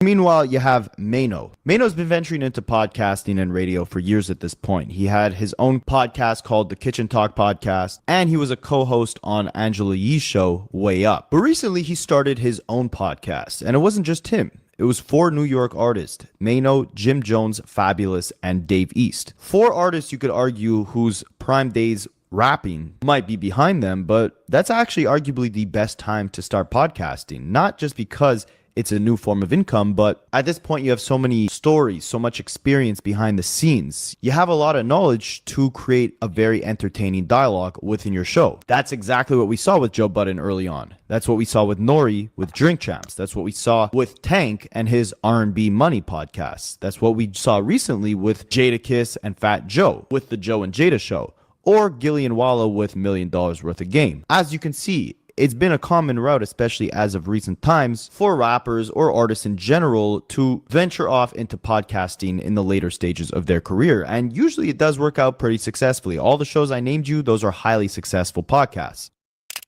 And it's looking like Maino, Fab, Jim Jones, and Dave East will experience similar success. Their show is already starting off having some pretty decent numbers off the rip, already making some noise, which obviously caught the attention of DJ Snacker Relish. Now, what Akademiks specifically called out about their podcast was their choice in fashion. You have to understand, when you're creating a podcast or any form of visual media, you want to pop out in a certain capacity, right? You want people to remember not just what you sound like, what you're talking about, but also what you look like. So they're wearing very colorful clothes, big jackets. They have glasses on the entire podcast. You can't see their eyes. They're dressing how a rapper would dress. And it's kind of interesting because they're meshing like old New York style with modern day streetwear. It doesn't work for everybody, but it works for them. And you also have to remember, Jim Jones, Fabulous, these were pioneers, or at the very least, they built a big part of their brand early on when they were rapping actively, as being also known for their fashion. It's too smooth, man. Who am I here with today? Chapo. Listen, my boy. I see you jumped down. I want to talk to me next. How much your figure? Start with the hat. How much the hat? How much the hat? The hat. Got on? Oh, $50 for the $50 for the hat. Okay. Harlem shit. Okay. How much the chains? How much the chains, my boy? This one is like 70. 70. Okay. This one's like a buck. A buck. Imagine being able to build an app with your name on it, just by thinking about it. Meet Base 44. Okay. It's like 50 for the 50 something, I believe it was. This is like a dub. A dub, okay. I don't know what I paid for that. How much for the jacket? How much for the jacket? Jim Jones with the Diplomats in the mid-early 2000s. They were always rocking something bold, flashy, baggy. They would mix the luxury brands like Louis Vuitton with streetwear like Bape. I always say that Lil Wayne's most iconic style, that came from obviously the Clipse and Pharrell, but also the Diplomats, Joel Santana, Jim Jones, Cameron, etc. So they were very influential in their fashion. Same thing with Fabulous. He had those matchy outfits with the sneakers and the jerseys, also mixing in some designer with the streetwear. A lot of what you see rappers wear today could be influenced in part by Fabulous, by the Diplomats. So Akademiks, as he's watching their podcast, he starts clowning the different outfits they're all wearing. Oh, hell no. Are New York City gentlemen in their 40s and 50s having, I won't even call it a midlife crisis, but they're literally having like this like almost stunted development? All the 50-year-old men who were gangsters and cool dudes back in the day seem to have the most childish ideals. They're all dressing like they're YNs, acting as if they are children, and they're still playing the same childish games as if they were 14 and 15. Now, Jim Jones, who we all know, he is what we call a senior citizen. We just have to be honest. Jim Jones is someone living out a fifth childhood, and it's okay. I don't necessarily mind the drip. I just would hope he would use some Beijing, because I think the gray hair peppered around the tight jeans and muscle shirts throws me off. That's it. Spicy. Other than that, I actually do. I like Jim Jones not only for his music. I like the fact that Jim Jones has shown that no matter how old you are, he's always fit in shape. And even though he might need to work out the legs, he's in the gym all the time. Obviously, right? And I actually do like that, right? Now, one person I thought wouldn't be added to this list is Fabulous. Now, Fabulous is This guy who doesn't go to the gym, the fat guy, is talking shit about somebody who's healthy. He got some fucking balls. one of those guys. You know, I've always said I've listened to Fabulous music for over 10 years, and I don't know one thing about this thing. He got all the punchlines, for everything. But I've never thought his music was a great reflection of giving me an insight into his world, and maybe I've just listened differently than other people. But Fabulous is also one of those people that when I see him on Instagram, I kind of be like, yo, is he trying to dress like a YN too? I can't tell. Now, I like Fabulous. You know what I mean? Fabulous is always like, at a point in New York City history, he was like, to me, the coolest guy. He was always seen as like the coolest guy from New York, right? However, I just want to, let me see, how old is Fabulous? Fabulous is 48 years old. These days when I'm seeing Fabulous, 1 year older than you. you know, by the way, there's nothing wrong with trying to dress well, but at certain points, I'm like, is Fab serious? Like, I can't really tell. Now, you know, aside from that, you can also see Akademiks is chirping them for acting like kids when they're all in their 40s and 50s. And I just find all of this ironic because not only does Akademiks get on live stream every night and act like a big henny-hogging baby, throwing toddler-like temper tantrums, but if you want to talk fashion, like I told you guys, I didn't know Akademiks early on from the War in Chirac days, but I did watch him heavily. And one thing I always remember about that era is how absolutely tacky this man used to dress, guys. I remember being younger thinking like a big reason why guests and stuff didn't take him seriously or Joe Budden didn't take him seriously is because of the way he dressed. Like, he presented himself like the inside of a candy store. Like, all these shirts look like they're one sneeze away from being completely ripped to shreds, and the color palettes were just like all over the place. It looked like a Polly Pocket playset. The jacket never matched the shirt. The shirt always looked like it was trying too hard to match the hat. It was all a mess. So for Akademiks of all people to talk about another person's fashion choice is... I'm going to show you how you can learn almost 90% of Spanish using a course that's absolutely insane to me. Those 3 Big Macs are for me.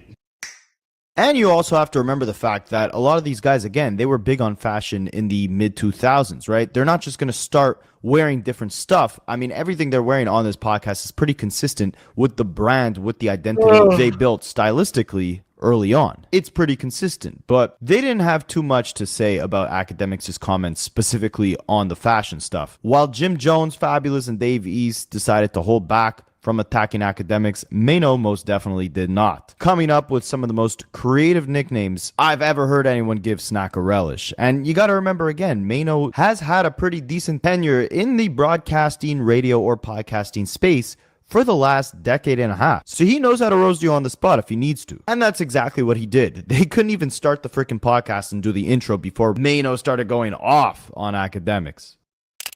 Yo, we back with another episode, man. Let's rap about it. How y'all feeling today, man? Feeling great. Yo, Akademiks, check this out. Akademiks. What's up? Akademiks, I know you're not talking. 100%. I know you're not talking. You got the audacity to be speaking on niggas and is wearing? You talking about what is wearing? You talking about the proximity between what is wearing and their age? Let me explain something to you. You're a journalist and this is your opinion, so let me give you my opinion on you. I feel like you built like a dyke. I feel like you built like no, listen, 100%. Listen, I feel, let me just say how I feel. I feel like you built like a wet bag of laundry. I feel like you're built, no, listen, I feel like you're built like a jar of relish. You understand? You see, here's the thing, like this ain't no gangster talk. We ain't gonna do no gangster shit. But listen, what I'm saying, since you want to speak about, young niggas, old niggas, and when you do that, you indirectly causing division between young and old niggas. Ain't no difference between young and old. Only time. It's either you a lame or you not. It's either you with it or you not. It's either you understand or you don't. Period. Point blank. You understand? And when you speak about fashion and when you speak about what wearing today, let me just give you some game though. Timbs, Air Force Ones, Pelés, and all the things that you see people wear today, those things was made hot in this generation here. Those are the things that was made hot and we made popular. So like, leave is out of that. Like you giving it your opinion, and my opinion to you is I think you built like a fucking a woman with. What are we really talking about? No. Let me talk though, because this is the problem. Talking every day we wake up is saying shit about us, and we ain't. Yeah. We take the high road every time, but we got to put things in perspective, right? That probably spent most of his early life afraid to really be and couldn't be in the in crowd, was insecure, couldn't take his pants off in front of women. You understand what I'm saying? So now 100%. Yeah, 100%. Yeah, ashamed, right? Because listen, I know. Listen, you know, part of being a senior citizen is that you still outside. And I know the hoes. Everybody know man don't know the hoes. So I know the hoes that these DMing and all, and I know what they say about these boys. They call that boy you know what they call that boy? They call that boy chicken. Wow. Chicken for chicken nugget. Stop playing with me. Come on, Mike. I'm a big dick dictator. Stop playing with me. Everything I say, when I say go. Stop playing. Holiday edition. Stop playing. Yeah. Oh man, a wet bag of laundry is crazy, guys. Mano's saying that the girls call him a chicken nugget. I think he's more like a blooming onion. You ever see a blooming onion? He's built like a Big Mac blooming onion. I'm gonna try to put a picture right here. Nah, but seriously, I mean, Akademiks wants to talk about, you know, different fashion choices and all that. Again, aside from him looking like he got his everyday struggle outfits from a teenager who attended Woodstock back in the 60s, he doesn't even know about the influence that Fabulous had with the jerseys back in the early 2000s. Like, he didn't understand that jerseys were a massive thing back then. He was shocked to hear about it. So it's no wonder that he's criticizing their fashion choices today. He doesn't understand where all this stuff even originated from and the influence that it has on fashion. I'm telling you, bro, in 2001, if you didn't have a jersey, first of all, a jersey was like, I don't even know, chrome hearts. Like how these young niggas go crazy over chrome hearts. You gotta stop it. Jerseys. This $49 portable heater is disrupting the entire heating industry, and big brands are trying their hardest to make it illegal in the US. It's so powerful. Chrome hearts? But anyways, guys, of course, now it's Akademiks' turn to respond to Wayno calling him. If Akademiks doesn't remember when jerseys were popping, and he's that age, it's because he was a lame. Because I remember jerseys. I remember it was busting. Niggas had the Michelin, had the fucking the starter jerseys, the Yankee jerseys. Stop playing with me. Come on, stop playing with me. Why you acting like you don't know? A jar of relish, right? And again, this is not Saucy Santana. It's not SZA. Akademiks is aware of Mano's past, aware of the repercussions he could face if he talks crazy to Mano. So he almost had to do like a precursor to his actual roast. Like night one was him letting his fans know like he's concocting a response to Mano, but he wasn't going to deliver it then. He was just going to deliver the light version, the diet version of his roast. He had to see how much Hennessy he had to drink beforehand before he had the confidence to actually go up against Mano. And I'm not even making a joke. This is literally what Akademiks said. But if you guys want an idea of, you know, how far Mano could potentially take it if Akademiks talk crazy to him, this is what Mano was talking about on his podcast just a couple days before he started this back and forth with Akademiks. I got a whole song about my baby mother. What? Yeah, about my son's mother. 100%. All right, we're going way too far. What? Yeah, long time ago. But what I'm saying is this. Virality I know. Now we in virality. Where that came from just now? I'm trying to tell you, guys, we're in virality. It's the point you getting daddy issues. Yeah, you think everything all right? Baby mama trauma. Baby mama trauma is a real thing. This song is on Apple Music? Yeah. What's the title of that joint? You dropped that? It's called Kill You. It's old. It's on my first album. Let's play this on the exit of the show. Let's make sure. Why Mano? No, listen. My point is this though. I never had a conversation with my son about it. So with Akademiks keeping all this in mind, he had to warn Mano before he actually went in on him, saying like, this is all for the sake of the podcast. I'm going to go in on you, but you have to promise we keep this on the microphones. We don't resort to violence if we see each other and all that. It's just hilarious how Akademiks approaches a situation like this when he knows he can't go all the way off, when he knows he doesn't have an easy target. It's funny to see the angle he takes, right? Like, he'll roast Mano and then he'll be every 5 seconds like, Mano, I love you. I want to let you know we're just joking here. It's like, at this point, just drop it, right? Yeah, he called you a relish can. Let him have it and walk away, because it could only get worse from here. Akademiks knows it. He's saying he's going to need the Henny tomorrow night because tonight is just the precursor. He's like LeBron. He's dropping a light 8 points. He's not going all the way in. Just making every excuse in the book.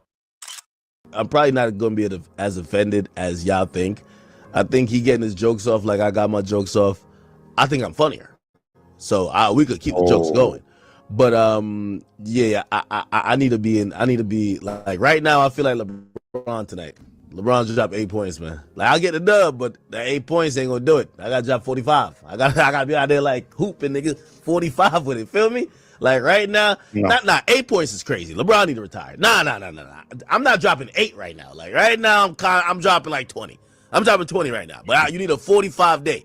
You need a 45 day to handle it. So like tomorrow's stream, I'm gonna see what mood I'm in. I'm gonna have the bottle ready, and I'm not even watching, like, I still ain't watch a full video. I want to watch it live tomorrow. And whatever that Hennessy or that, matter of fact, I'm going back to Hennessy for tomorrow. I haven't drank Hennessy in a while. But I'm going back to Hennessy for tomorrow. If the Hennessy says, man, roast these bitch ass niggas, I'm getting on their ass. That's a fact. Those 3 Big Macs are for me. What's going on, beautiful people? Today is that day where I officially get to for me. But if it says, yo, man, you got your jokes off, it's funny, just crack some jokes, whatever. So, tomorrow I'm gonna get him. Come on now. Y'all gotta keep spamming the head, nigga. I can see. I got 30 days of content to get to. You know what I mean? Listen, one thing I'm gonna tell Jim Jones and them. I want to put this out there because I'm glad y'all have finally put the mic down because y'all was wasting studio time, okay? And I'm glad y'all now in my realm. Now this is my realm, okay? I'm the Jay-Z of this. Y'all niggas, I don't think y'all were collectively that good at music anyway.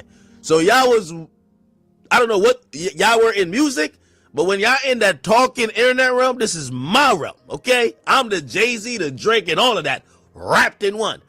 So I think, there's really no rules, but I think out of courtesy, we should throw a few in the air. Now, I could take a joke. I want to let y'all know. I could take a joke. When I'm sparking y'all up, I don't want to hear nobody say they're trying to kidnap me, kill me, shoot me. Next time you see me, you're slapping me. That's all I'm going to say. Remember, this is my realm now. We fight with this thing, okay? I don't want nobody in their feelings. That's how. I want to keep it like that. So, welcome. It's all good. I like to welcome all the washed up rappers into my realm. It's all good. Like, and by the way, I talked about y'all before to welcome y'all into my realm. Okay? Because I do like to see, and there's content for everybody. And this is like no joke shit right. This is some real shit. Y'all know I don't hate on anybody, right? Yeah, right. The reason why I do like seeing older rappers on podcasts is not only because music sucks right now. The reason is their audience is not my audience. And if you want the world of podcasting and broadcasting and commentary and talk radio, or well, not talk radio, but just content creation to grow, I've always told people, don't come to me hoping that I give you gangster perspectives. Go find a gangster and get that perspective from him. I'm not the person that says that my content is meant for everybody. I used to tell people, go check out Ghost if you want that perspective. Go check out this other guy if you want a perspective like this. I could only be myself. I've never compromised, and I don't try to placate or try to cosplay as someone else, all right? So I'm not I'm actually I spoke about their podcast more to really obviously I think they're having a little bit of traction without me, but I'm like, yo, shit, look at these niggas, man, of course I got at their like 1990s clothing, which I could definitely take a joke back. But I haven't seen the full clip. I'm gonna react to it. We have got to the point where literally anybody can build a fully working app without knowing how to code. This is tomorrow, but I'm just trying to tell them, I know there's no rules to this, but I need y'all to combat me with this. I don't want to hear no niggas saying, yo, we gonna be outside your studio, son. Next time I see you, you better have it on you, son. Like, I don't want to hear none of that. Cause I ain't gonna lie. Yo, when I seen Jim Jones, he was giving me like he was down to do 15 burpees, okay? He was giving me burpee energy, okay? He was on the same energy that he was on Jim Jones fighting in the airport. So I know, like, Jim Jones, like, yo, the whole time I'm talking to Jim Jones, this nigga's flexing his pec. I'm like, what the fuck is he doing? Is he flirting or is he, like, tough? I can't even tell. He's just, like, flexing his pec. And he always got a shirt that's one size too short. He's, like, too small. He's just flexing his pec, looking at me. I'm like, what the fuck? And then the gray beard is throwing me off because we're at the YN concert and he's just flexing his fucking pecs. One pec up, one pec down. I'm like, what the fuck? Like, yo, is this nigga just, is he doing a workout right now? I don't know what's going on. So anyway, I'm just trying to tell y'all, when act comes through, no, I'll cook Mano too. But when I come through my response, I'm gonna do the response some more. I just don't, cause Chad, you know how I get with people, right? It get to a point, because I look back and forth, that niggas be like, yo, niggas gotta see him. He gotta come outside. And I just ran into Mano.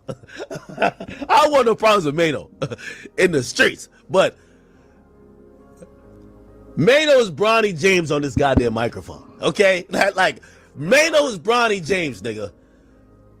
I'm LeBron, Kareem, Wilt, and Jordan wrapped up in one. Trust me. What? Now, number one, again, like I showed you guys earlier in this video, is online doing this same sort of content Akademiks is doing before Akademiks. He was doing this way back in 2008. Akademiks only started in around 2013. Mano never stopped being on the radio, having his own shows and all that. So for Akademiks to say it's his realm, yeah, you might be a lot bigger at this point. You might have pioneered different avenues, but again, like I showed you guys earlier in this video, Akademiks was never a podcaster. They're doing something completely different. And Akademiks kind of acknowledges that in that clip I just showed you guys, right? He's saying he has a much different audience than a Mano and Fabulous, etc. He's not appealing to what he calls the gangster crowd, which I actually disagree. I think there's just a different audience in general for what Akademiks does on the platforms he uses versus the guys who are actually making podcasts, right? I think Mano probably has the same type of audience as a Nori or a Joe Budden. Older people who have been following hip-hop for a lot longer than Akademiks has even been in America. And they want to hear perspectives from people from their generation. It's the same thing with me, right? Like, I'm almost 28, and when I look at my stats, it shows me that a lot of you guys are between the ages of 24 to 35, around bracket, right? It makes sense that my thoughts, my opinions are going to align with people who have had the same experience as me, who have lived as long as me. So drop a comment on how old you guys are. I study Rapaholics for a living. And I also want to do a video eventually, drop a comment if you'd want this, just explaining the ins and outs of YouTube and how to get started if you have a passion or an interest that you want to talk about online. Because it's actually a lot easier than it looks, but there are a lot of little tips and tricks to get the ball rolling at a much faster pace than a lot of these other creators have been doing it at. Thumbnails are a huge thing, topics are a huge thing. That's a video for another day. But speaking of getting into the YouTube space, obviously, again, that's Akademiks' bread and butter, but I think he's conflating podcasting with YouTube videos, right? Akademiks most definitely pioneered the doing right now. But as far as podcasting goes, he had no role in building that up, especially within hip-hop. And that's going to play an important role in his response to Mano, because it doesn't really add up, right? So the next day, like he promised, he drank a bunch of Henny and started going off on Mano, exposing a couple things, and again, trying to drive the point home that this is his space, this is the blueprint he created, he's the reason why radio is dead, and why everyone has a podcast now and everyone's doing commentary on the internet. He again begs Mano and Jim Jones not to get violent with him, but he does warn them that they're approaching his space. This is his territory, and they're only here because their rap careers failed, and so now they had to resort to getting on the microphones in a different way, a way that wouldn't be possible without Akademiks, according to himself. At Amazon, skills training and apprenticeships can move hourly employees into higher paying roles, like robotics. And that's a win you can count on. You're on. Come on. What's Gov Plus? Gov Plus is revolutionizing how you apply for any of these important documents. Look at you as dumb.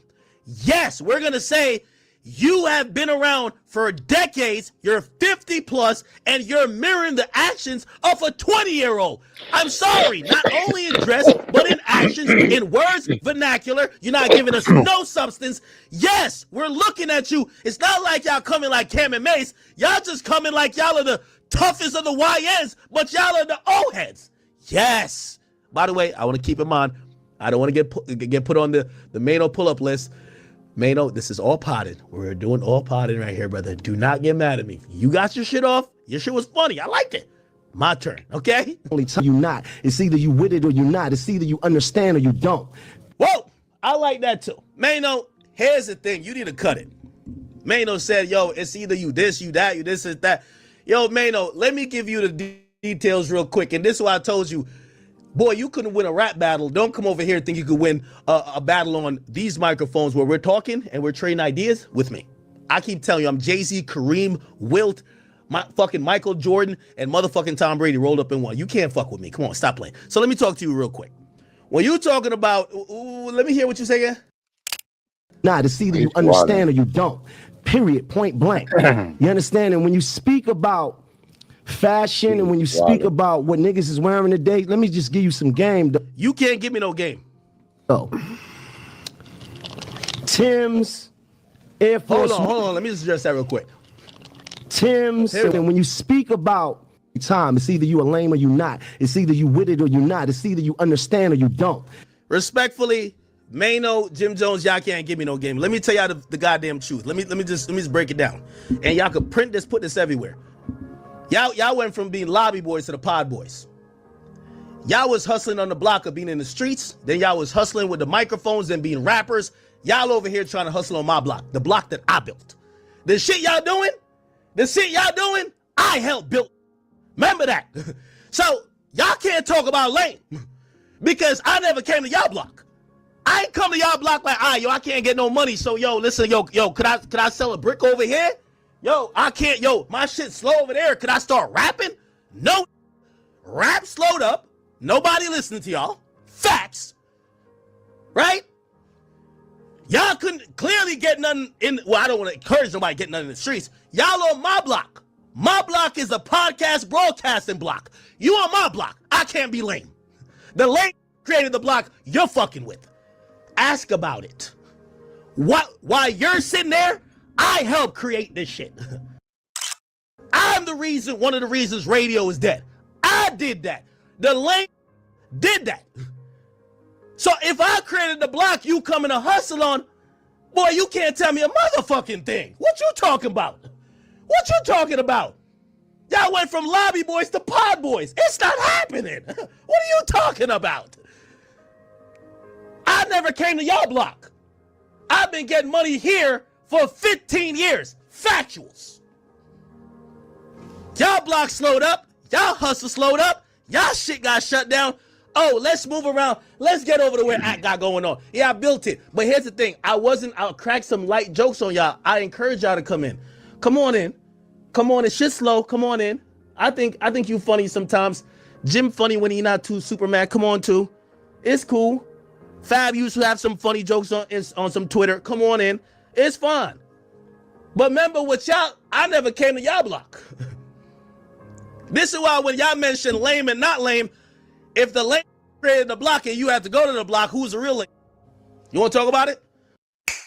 And I think Akademiks is completely misunderstanding what Mano's trying to say. Mano's trying to say, let me give you game in terms of you're disrespecting our fashion, what we're wearing and all that, not understanding the heritage behind it, the influence that the very clothes we're wearing had on the culture that you're now commenting on. And by clowning what we're doing, what we're wearing, how we're acting, you're just creating division between the two generations. Akademiks is completely dismissing that point and trying to make it seem like this is Mano trying to school him on just how to move in general. And Akademiks is saying, you can't teach me how to move because you're in my space now. Your rap career failed, so now you have to resort to podcasting. You can't try to give me advice on anything when I made the type of platform that you're now on, which again is nonsense because again, Mano's been doing this a lot longer than Akademiks, even though he wasn't as successful. As you can see by the quick success he's had with his new podcast and the way he's rapid firing shots at Akademiks, he definitely knows what he's doing in terms of being a broadcaster or commentator. As far as what Akademiks knows on the other end, on fashion,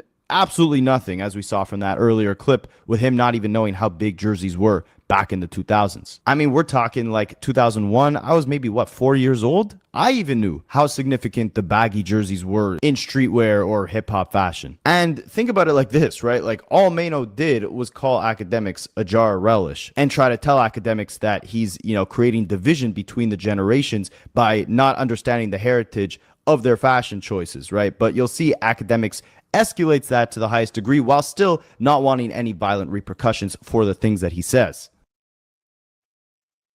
Build a website you love with Wix. For your words, create your brand, your opportunity, your breakthrough. Feeling a vibe? Run with it. I don't think you do. Period, point blank. You understand? And when you speak about fashion and when you speak about what niggas is wearing today, let me just give you some game, though. Oh, you're giving me the game. Bruh, it's a joke. I was just joking about the headband. The shit look a little antiquated because the content I watch y'all give out is not age appropriate. Y'all not giving age appropriate shit. Y'all giving energy like y'all YNs, but y'all 50. So when I'm looking at y'all, I'm like, well, the aesthetic didn't match. I made a light joke. Who gives a fuck? I'm not no dresser either, but Mano ain't about to give me no damn. He ain't about to give me no fashion lesson. Mano, you're not giving me a fashion lesson, bro. Like, there's a couple niggas that could do it. You're not doing it. You're not doing it, Mano. Mano, you are not doing it. This is you and the lobby boys and the pod boys. Y'all are not doing it. Y'all look like a bunch of gang handkerchiefs. Y'all are not doing it. I'm sorry. Like, nobody's ever said, look at Mano for the drip. Mano, don't get mad at me and try to beat me up. You're the one who, yo, listen, this is my field. I wouldn't get in a rap battle with you, even though I don't think you can rap that well. But still, like, Jim could rap it, but I wouldn't get in a rap battle with Jim. I thought this is my block. Hold up now. Like, come on, like, yo, well, come on. Bruh, the full jersey with, this is what? This is what y'all talk about? Hey, listen, everybody know I can't dress for shit. But when this thing is trying to give me a history lesson, I gotta Google to see how he's been dressing. What? Hold on. Hi, hater. I see you. What the hell? Nah, yo, listen. Oh, hell nah. Oh, hell nah. Yo, Mano, respectfully, Mano. Respectfully, Mano. Like, we have to really, like, what are we doing here, Mano? Mano, I love you. Remember, I just seen you were taking shots together. Mano, do not get mad. I do this to everybody, and I had to give y'all the same energy. But don't get mad. Yo, Chad, I see why niggas want to beat me up. Because after I'm done roasting them, fuck the words. It's time to fight. I ain't gonna lie to you, Chad. I see it. I do see it. Yeah. Look at y'all niggas, man. Anyway. All right. Tim's, Air Force One. Okay. He's giving me the breakdown. Okay. It's Pele's. Brother, this is not 2003, but okay. Avorexes and all the things that you see people wear today. Those things was made hot. Yo, why are you speaking up for his boyfriend? Yo, don't beat me up for that, man. I love you.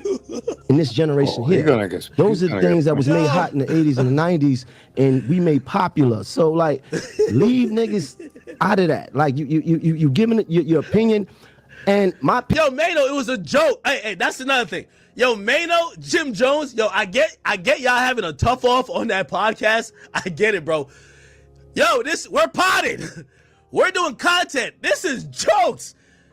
Yeah, you said I look like a bag of relish. I don't even know what that looked like, but I Googled it. I was like, okay, that's kind of funny. Then you said I look like a box of sardines. Actually, you didn't say that, but I just gave you a joke. It's cool. I'm cool with it. Bruv, let me get my jokes off too. Don't get mad. Do not give me the young bird treatment. Please don't. Being in you is, I think you built like a fucking a woman with 4 kids. Like, oh shit. Okay. All right. That was a good one. I've heard that before. Okay. Yeah. All right. There you go. Go on. Like, what are we really talking about? Yeah. No. Let me talk though, because there was nobody interrupting you. Yo, what is Mano? Yo, Mano thought he was cooking on this one. Yo, whoa. When you've got a classic ride, you make time to work on it, even if it's during your busiest season. And to do that, you need tools you can trust. Oh, let me talk. Nobody's interrupting you, bro. No. Let me talk though, because this is the problem. Niggas been talking every day. Hey, listen, Mano, you're going off the deep end here, Mano. Now, this is all fun and jokes, but this is where Akademiks take things to another level. Aside from, again, ignoring the heritage, ignoring the history lesson, right? He doesn't care. These are a bunch of old guys trying to act like young guys. He's clowning their outfits. He doesn't care about the heritage. It doesn't matter, right? It's about the present. And presently, Mano called Akademiks a chicken nugget, saying all the girls that he's been with that Mano talks to have said Akademiks is a chicken nugget. Well, Akademiks had some exposés on Mano's bedroom's activities as well. And I mean, again, this is like step one of where things might be getting to the point of no return. He plays an old clip of Mano talking about this weird kink that he has in the bedroom. And I mean, I'll let you guys listen to it. I didn't think we were going to talk about sexual escapades and how we handle it in the bedroom, but you're the big dictator, right? Chat, here's the thing. You want to hear how the big dictator gives it up? I got you, chat. This is how the big dictator gives it up. What are you talking about? I did it for all them years. Did you like that? Huh? No, what was the role play? Yeah. The role play. What was the roles? This feels like it's going to be so... How does the big dictator give it up? Wrong. It's so wrong. I'm going to tell you right now. I've never talked about this. Ah, shit. Dun, dun, dun. I like to be like a runaway slave. Oh! Oh! Whoa! Oh, shit! What? The big dictator is a runaway slave? Mano, you know you don't f*** up. You can't fuck with me on this goddamn mic, man. You couldn't fuck with rappers and rap. You think you gonna fuck with me podcasting? He might not be able to fuck with you, but he will fuck you up. Now, the way Mano spun this on Akademiks is genius, all right? You want to bring up some odd, kinky stuff that Mano has going on in the bedroom that he's been open about, I guess, in the past. You're digging yourself down a far rabbit hole when we know about stuff that has been exposed on your end. Aside from the assault accusations against Akademiks, we all saw what happened earlier this year when he was in that Discord chat with the 15 kid asking him if he'd let Plaqueboy Max do all this stuff with him. A kid who's 15 asking him about his experiences, what he's into, all this like deranged stuff, right? And we kind of all just brushed it under the rug. No one talks about it at this point. And this is why it's genius on Mano's end, because if they're going to go back and forth and trade insults, how do you rebuttal something like that as Akademiks? And by Akademiks entertaining this, giving this a platform, he's allowing Mano to bring up all this stuff that will now resurface to the light. A lot of people probably didn't even know about all that 15-year-old stuff, right? Like Snackadidler had said, him and Mano have different audiences. Now Mano's whole audience can go and look up what the hell he's talking about with the 15-year-old and the Discord and realize Akademiks might be a whole freak. And Mano just completely destroys him. I mean, Akademiks, I didn't even play you guys' full rant, but it was like 15 minutes long. Mano destroys him in a minute and a half. All he has to do is bring up direct things that Akademiks has done that are beyond deranged. And Akademiks is cooked. And now he has his little minion on Twitter, Grand Wizard, the guy who, you know, runs his Akademiks TV Twitter page. He's bringing up all these rumors about Mano snitching to get out of jail and all this stuff. Again, hiding behind an employee of his. And bringing it into street stuff when he asked Mano not to make this a violent thing, right? Now it's almost like he's asking for it. But let's take a look at what Mano had to say. DJ Akademiks, you talking again? You let your pride and Hennessy get you to the point to gas you up to say things that don't even make no sense on the internet? You? Again? You on the internet talking about your lane. But let me ask you something about your lane. Was it your lane when that lady said that you forced herself on her? Huh? Is that your lane? Huh? Sexual assault, is that your lane? All word, because that's what you accused for, right? Ain't that the shit that you paid out for? Well, I'm gonna give you one even better than that. Was it your lane when you was on the internet having that conversation with that 15-year-old boy and you talking about going up in him and putting things in him and giving him sex talk and talking about having sex with him? Is that your lane? That's not the lane that I'm in. That's not the lane that I'm a part of. You ain't nothing but a sexually deviant elf, boy. What's wrong with you? You an alcoholic that's a pervert that's built like Papa Smurf. Come on. You could have left this alone. You said something first, I said something back. We could have left it at that. Right? Now you're But gonna you gonna talking call again, knowing that we got recordings of you having talk with a 15-year-old. He told you he was 15 years old and he wasn't gay. But you still try to push your agenda on him. Leave this alone, man. You got too many things going on. You understand what I'm saying? The only thing on the internet that belongs to you is your titties and that bottle of Hennessy. You're sitting there on that chair with your thighs rubbing, you're sweating. The girls say you stink. Come on, man. Stop. Perhaps the best one to tell you about who lives here would be me. Brought here lovingly back in '93. And since then, I have seen the eyes light up on the Stop playing. Come on. Look. You ain't winning nothing. So, as you can see, in my opinion at least, I think this is going down a rabbit hole that Akademiks probably wants no real part of. And there's a lot of hypocrisies in his rebuttals against Mano, right? Everything from him not even understanding the history of the fashion, him not knowing Mano's involvement in the rise of, internet content creation, and him conflating his YouTube influence with actual podcasting, right? Because he had no real influence or impact on that specific niche. But someone who most definitely did have an impact in the podcast space was none other than Joe Budden, who had his podcast give their thoughts on this entire situation. And I think the best perspective to come out of the Joe Budden podcast was from their new co-host, Mona, aka Don't Call Me White Girl. She's hilarious. She, I guess, replaced Melissa Ford as the female voice on the podcast. And she's corroborating Mano's accusations or rumors that girls say Akademiks is a chicken nugget in the pants. She's saying when you sleep with someone as loud as Akademiks and then, he pulls down his pants and that's what you see, you end up naturally talking about it because, it doesn't fit his personality. It's not very big, the energy, I guess. And it was long too, but I think my favorite part by far was when he compared their dicks. Basically said in so many words that he knows the he knows the hoes, he's in the streets, and the hoes call Ack chicken nugget. I would like to also say I've heard the same. He said that he is a big dominator. He said something like that. Dictator. And he's a big dictator. And don't talk to him like that. You can't even stand with Somebody's news about that shit being chicken nugget. With me, because I told this to Joey, I'm the type of person, if my friends say they fuck somebody, the first thing I say is like, how was the pussy? How was it? You know what I mean? So, right there. And not to mention, if you fuck somebody like Akademiks, as big as his mouth is, you're going to say something about that dick being little because it's funny. You know what I mean? Especially his build. He already built like a baby mom. So it's like built like a baby mom with his little ass dick. It's funny as shit. Yeah, it's a nice big fan of him. I hope that's not nobody's cousin. I said that with love. I mean, him and I had one of the biggest shows ever, that's all. I said y'all little show. We ain't gonna talk. You made it. You made the show. We all had a hand in it. Oh, you don't fuck with that? I'm sorry, I just don't. Did you not gather that from the last?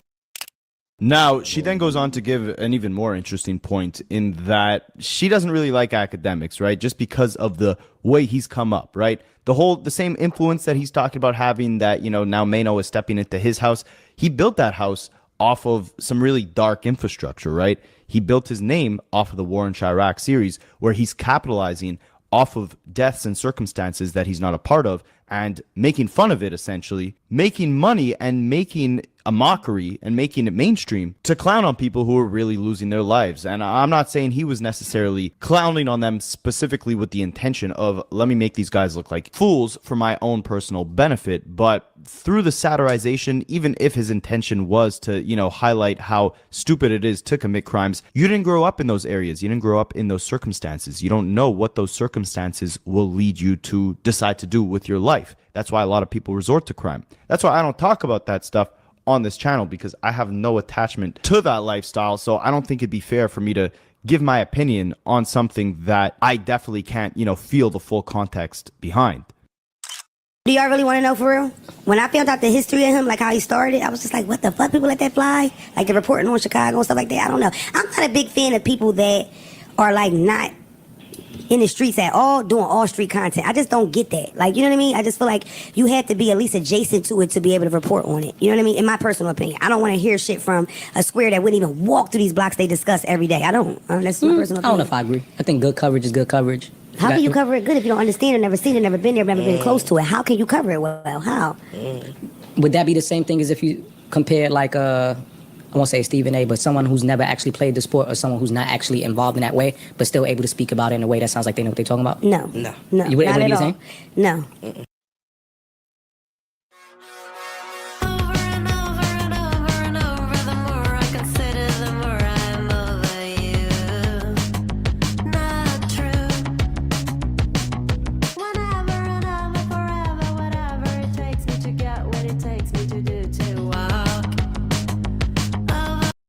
People lose their lives in the street. It's a different thing. It's a politics that come in the street that if you're discussing it from a wide array, you might not understand. There's a politics that come with everything that you. Not like you compare it to sports. I'm saying, well, she's saying because he's never come from the streets, he's never done any of the things that happen in the streets, he shouldn't be able to report on it. I'm not saying she's right or wrong. I'm just saying I think if you're a good reporter and you have enough knowledge on how to find out information on something, you can report on it in an honest way, even though you have not experienced it yourself. I didn't say he shouldn't. I'm just giving you the difference between the streets and sports. I didn't say he can't report on it. Yeah, the politics of sports is much more widely discussed than the politics of street stuff. Illegal enterprises. Right, because a lot of times what I see more accurately and openly. Okay. Well, a lot of times what I see is people report on the streets, and then it's always this little twang of like disgust almost. Like, you know, they're stupid, or it was like you don't understand enough to even have that opinion. You know what I mean? Like, I this is my personal opinion, especially when people he built his whole shit off that. I never knew that. That's how he started with the reporting on all the drill stuff. You know what I'm saying? And so many people lost their lives in Chicago. It's ground zero for that. That's where, in my opinion, Chicago influenced the country, the world. I listened to drill from Germany. You know what I mean? And it's like real drill music has real crime in it. It's assault and murder in it. So, you know. I feel you. So then Ice comes in with the rebuttal of, you know, if rappers are already putting this into the music, why is it not fair for someone on the outside to report on what they see? And I mean, just to give you guys my perspective on that, like I just saw that Traplo Ross thing about NBA YoungBoy having 19 bodies. In my opinion, even if that's what he's discussing in his music, even if that is the case, that he has 19 bodies or he hired people to unalive 19 different people, you spreading these unconfirmed narratives on your page when you're halfway across the world in London, you're not going to face these direct repercussions from the videos that you put out. You're getting 500,000 views in a day. But that is a big thing that I've noticed. Like, that is some fucked up shit. You know, motherfuckers don't even live in the same fucking side as the place that the shit is on. They on the other side of the continent. And they making all this money off of our fucking culture. And then they don't even come over here and spend any of that money with us. You don't know the type of repercussions that could lead to in the streets of Baton Rouge, right? And you'll never know. You won't have to face those consequences. You're just going to make money off of fueling these narratives that may or may not even be real. It's a different thing if you're covering all different forms of true crime, whether it's murders that have actually been solved or cases that are pending. But instead, he's just focusing on rappers because that's what's going to drive in the views and linking them to unalivings that they may or may not have even been responsible for without caring, you know, how that can actually spiral into more unalivings, more gang wars based off rumors that are now being fueled. Like, I think it's one thing to report on stuff like the David situation, right? Or even like the Lil Durk arrest, right? Like, that's a real arrest that happened. An investigation where real evidence was concocted, not just a bunch of sneak disses and lyrics and trying to piece things together to concoct a narrative. There's a difference. I don't know. Let me know what you guys think on that in the comments. But let's hear what Ice had to say about that in terms of academics. I don't know enough about it to comment on. See, you know? No. And the reason why I'm talking about I'm talking about in terms of the academics part of it. I just don't know. I don't know his backstory, so I don't know enough about it. From what I heard, he was reporting on Chicago stuff, and he renamed them. He started a series called The War on Chirac, and where he was basically almost on some investigative journalism type shit, breaking down what was going on in their streets. It was a YouTube series, and it took off, and it's what propelled him to, you know, where he's at. See, my thing with this is, I don't know if you got to be in the streets to do that. I don't think you have to be in the streets to do that. I'm okay with that. But for a lot of people saying, like, I hear a lot. People say I don't want to hear non-street people talk about street shit. But these same street people are making songs and putting them out there for public consumption. Right. So if I hear something like, I can't speak on any topic that a musician puts out if I don't live it. No, I wasn't talking about music. I'm talking about the street. But I'm saying, this is a lot of these people were putting this shit in music. Yeah, they're actively putting details of street. Small business owners across the country are using Amazon to. I mean, I do agree with that. People are just talking street shit. They live in the suburbs. They have no clue what the fuck is going on here. They're only giving a third person narrative of like, oh, maybe they did it because it was gang related. Like, no, what if it was something deeper than that? Street shit in music and putting it out there for people to listen to. These people have gained millions of fans from chronicling their street shit in music. So for someone to now pick up the breadcrumbs, put the pieces together from shit that y'all are saying in your music, like, it ain't just Chicago. I can name a couple other cities that's been doing the same thing where I don't know none of you niggas, but I know what happened. I know who did what with this and that because y'all put it in your music or you and put think it out. You know, yeah. I know more than I should know as a person who's not involved in it. Yeah. I know way more than I should know for a person that's not involved in it at all. Right. And where did that information come from? From them. Right. Putting From it the out. artist. So now, does that make you wrong for taking the information or the music that y'all put out and talking about it? Well, it's levels, and we talking about a person that built a career off of it. Now, as far as bringing it back to the whole Mano situation, Joe and the rest of the podcast kind of echo my thoughts in terms of you're clowning these guys as fashion without even knowing the history of their influence within fashion. And beyond that, you're begging for this to not turn into something violent, but you're saying things that could lead to violence, right? And I get it. I do think it also should be just for the sake of the content. There's no need to start beating people up over internet stuff. But if there's one thing with Akademiks is he's going to escalate a situation to bring in more clicks, more views for himself, and to make himself look better because he knows he's safe behind a computer screen. But the difference is you're dealing with someone here who, if you know their history, you know they're not going to play about disrespect. You can't set your own standards to the situation when you're the one escalating the entire thing, right? And that's what Joe is essentially saying here. Jack is my man, and I love him to death. 100%. When you say that, you know why you're saying that. You know why you're saying it. You're not saying it to say, hey, it's all in fun. It's like anything I say, we just playing. Remember, it's like you don't. Nah, it don't work like that. Yeah. That's not how it works. You're right. Saying it is. I know how y'all give it up. I ain't on that. And if we're gonna joke, we can do the jokey joke. Why are you coming to me knowing that? But it should be. Don't start with me then. I'm not the nigga to play with like that. I've never been known to be that nigga. Every nigga up there has had a record in the past of doing something to somebody. That's a fact. Mano, Jim, not Dave. I don't know about Dave, but everybody up there. So why would you even play with us, especially when we're not looking for that from you? And We this is what I'm asked saying. to be a part I hear of what that. you're saying, and I'm saying, and pardon me for 2 seconds. Two of them niggas is part of New York fashion history, no matter what you say. Bro, what are we talking about? 100%. It's a fact. So, I mean, I'm laughing about how Joe Budden is just literally leaning on his face. And he's just standing there taking it. Like, he's regular. And he's regular, kind of like pushing him away. I guess he tried to stand next to him or some shit. I don't know. It's a weird picture. I feel like that's important in the fashion wars that they having. Like, whatever you got to say about how Fab look, and I think Mano is one of the better dressed gentlemen in hip hop around my age. Agreed. But Jim and Fab, their name is up there already in New York fashion. Come on. I agree. Yeah, but back to your violence part. Yeah, I agree with what you're saying. Yeah. And Joe also emphasizes or almost warns Akademiks, like, you just had a run-in with Jim Jones that wasn't the friendliest at the NBA Youngboy concert, right? And you pick now to start clowning their podcast or clowning them of all the different people you can go and attack. You can't do that when these guys already maybe don't like you and then expect that things to not escalate just because you don't want them to. Like, if we just want to have an all-the-way truthful conversation, if I'm this is the one part that I don't have nothing to say about. If you just had your run-in with Jim at whatever at the Youngboy concert, varying details there, but I wouldn't be talking about. I don't think it wasn't the friendliest. And he mentioned Jim. He didn't just crack jokes on Fab. He mentioned Jim and how he dressed and all that. So it's, I don't think you're wrong.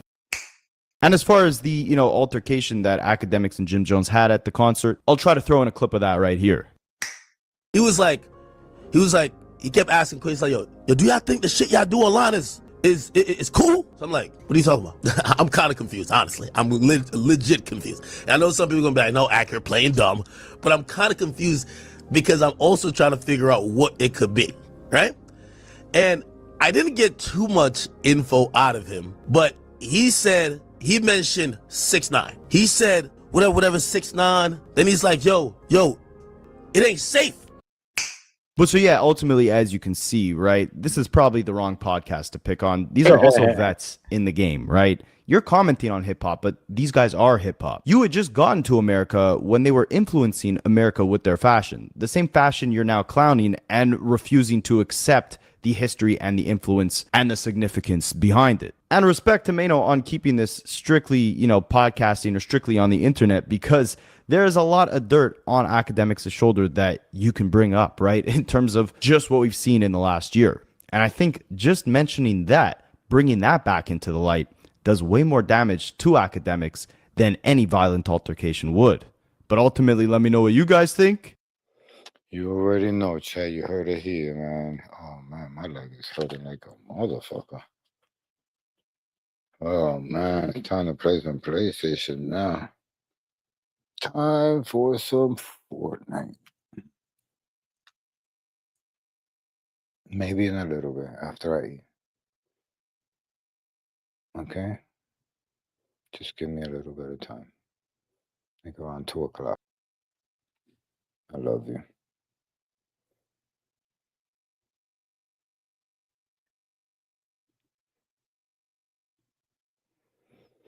I know, baby. I'm getting better. I'm getting better. Slowly but surely. You gotta be patient with me.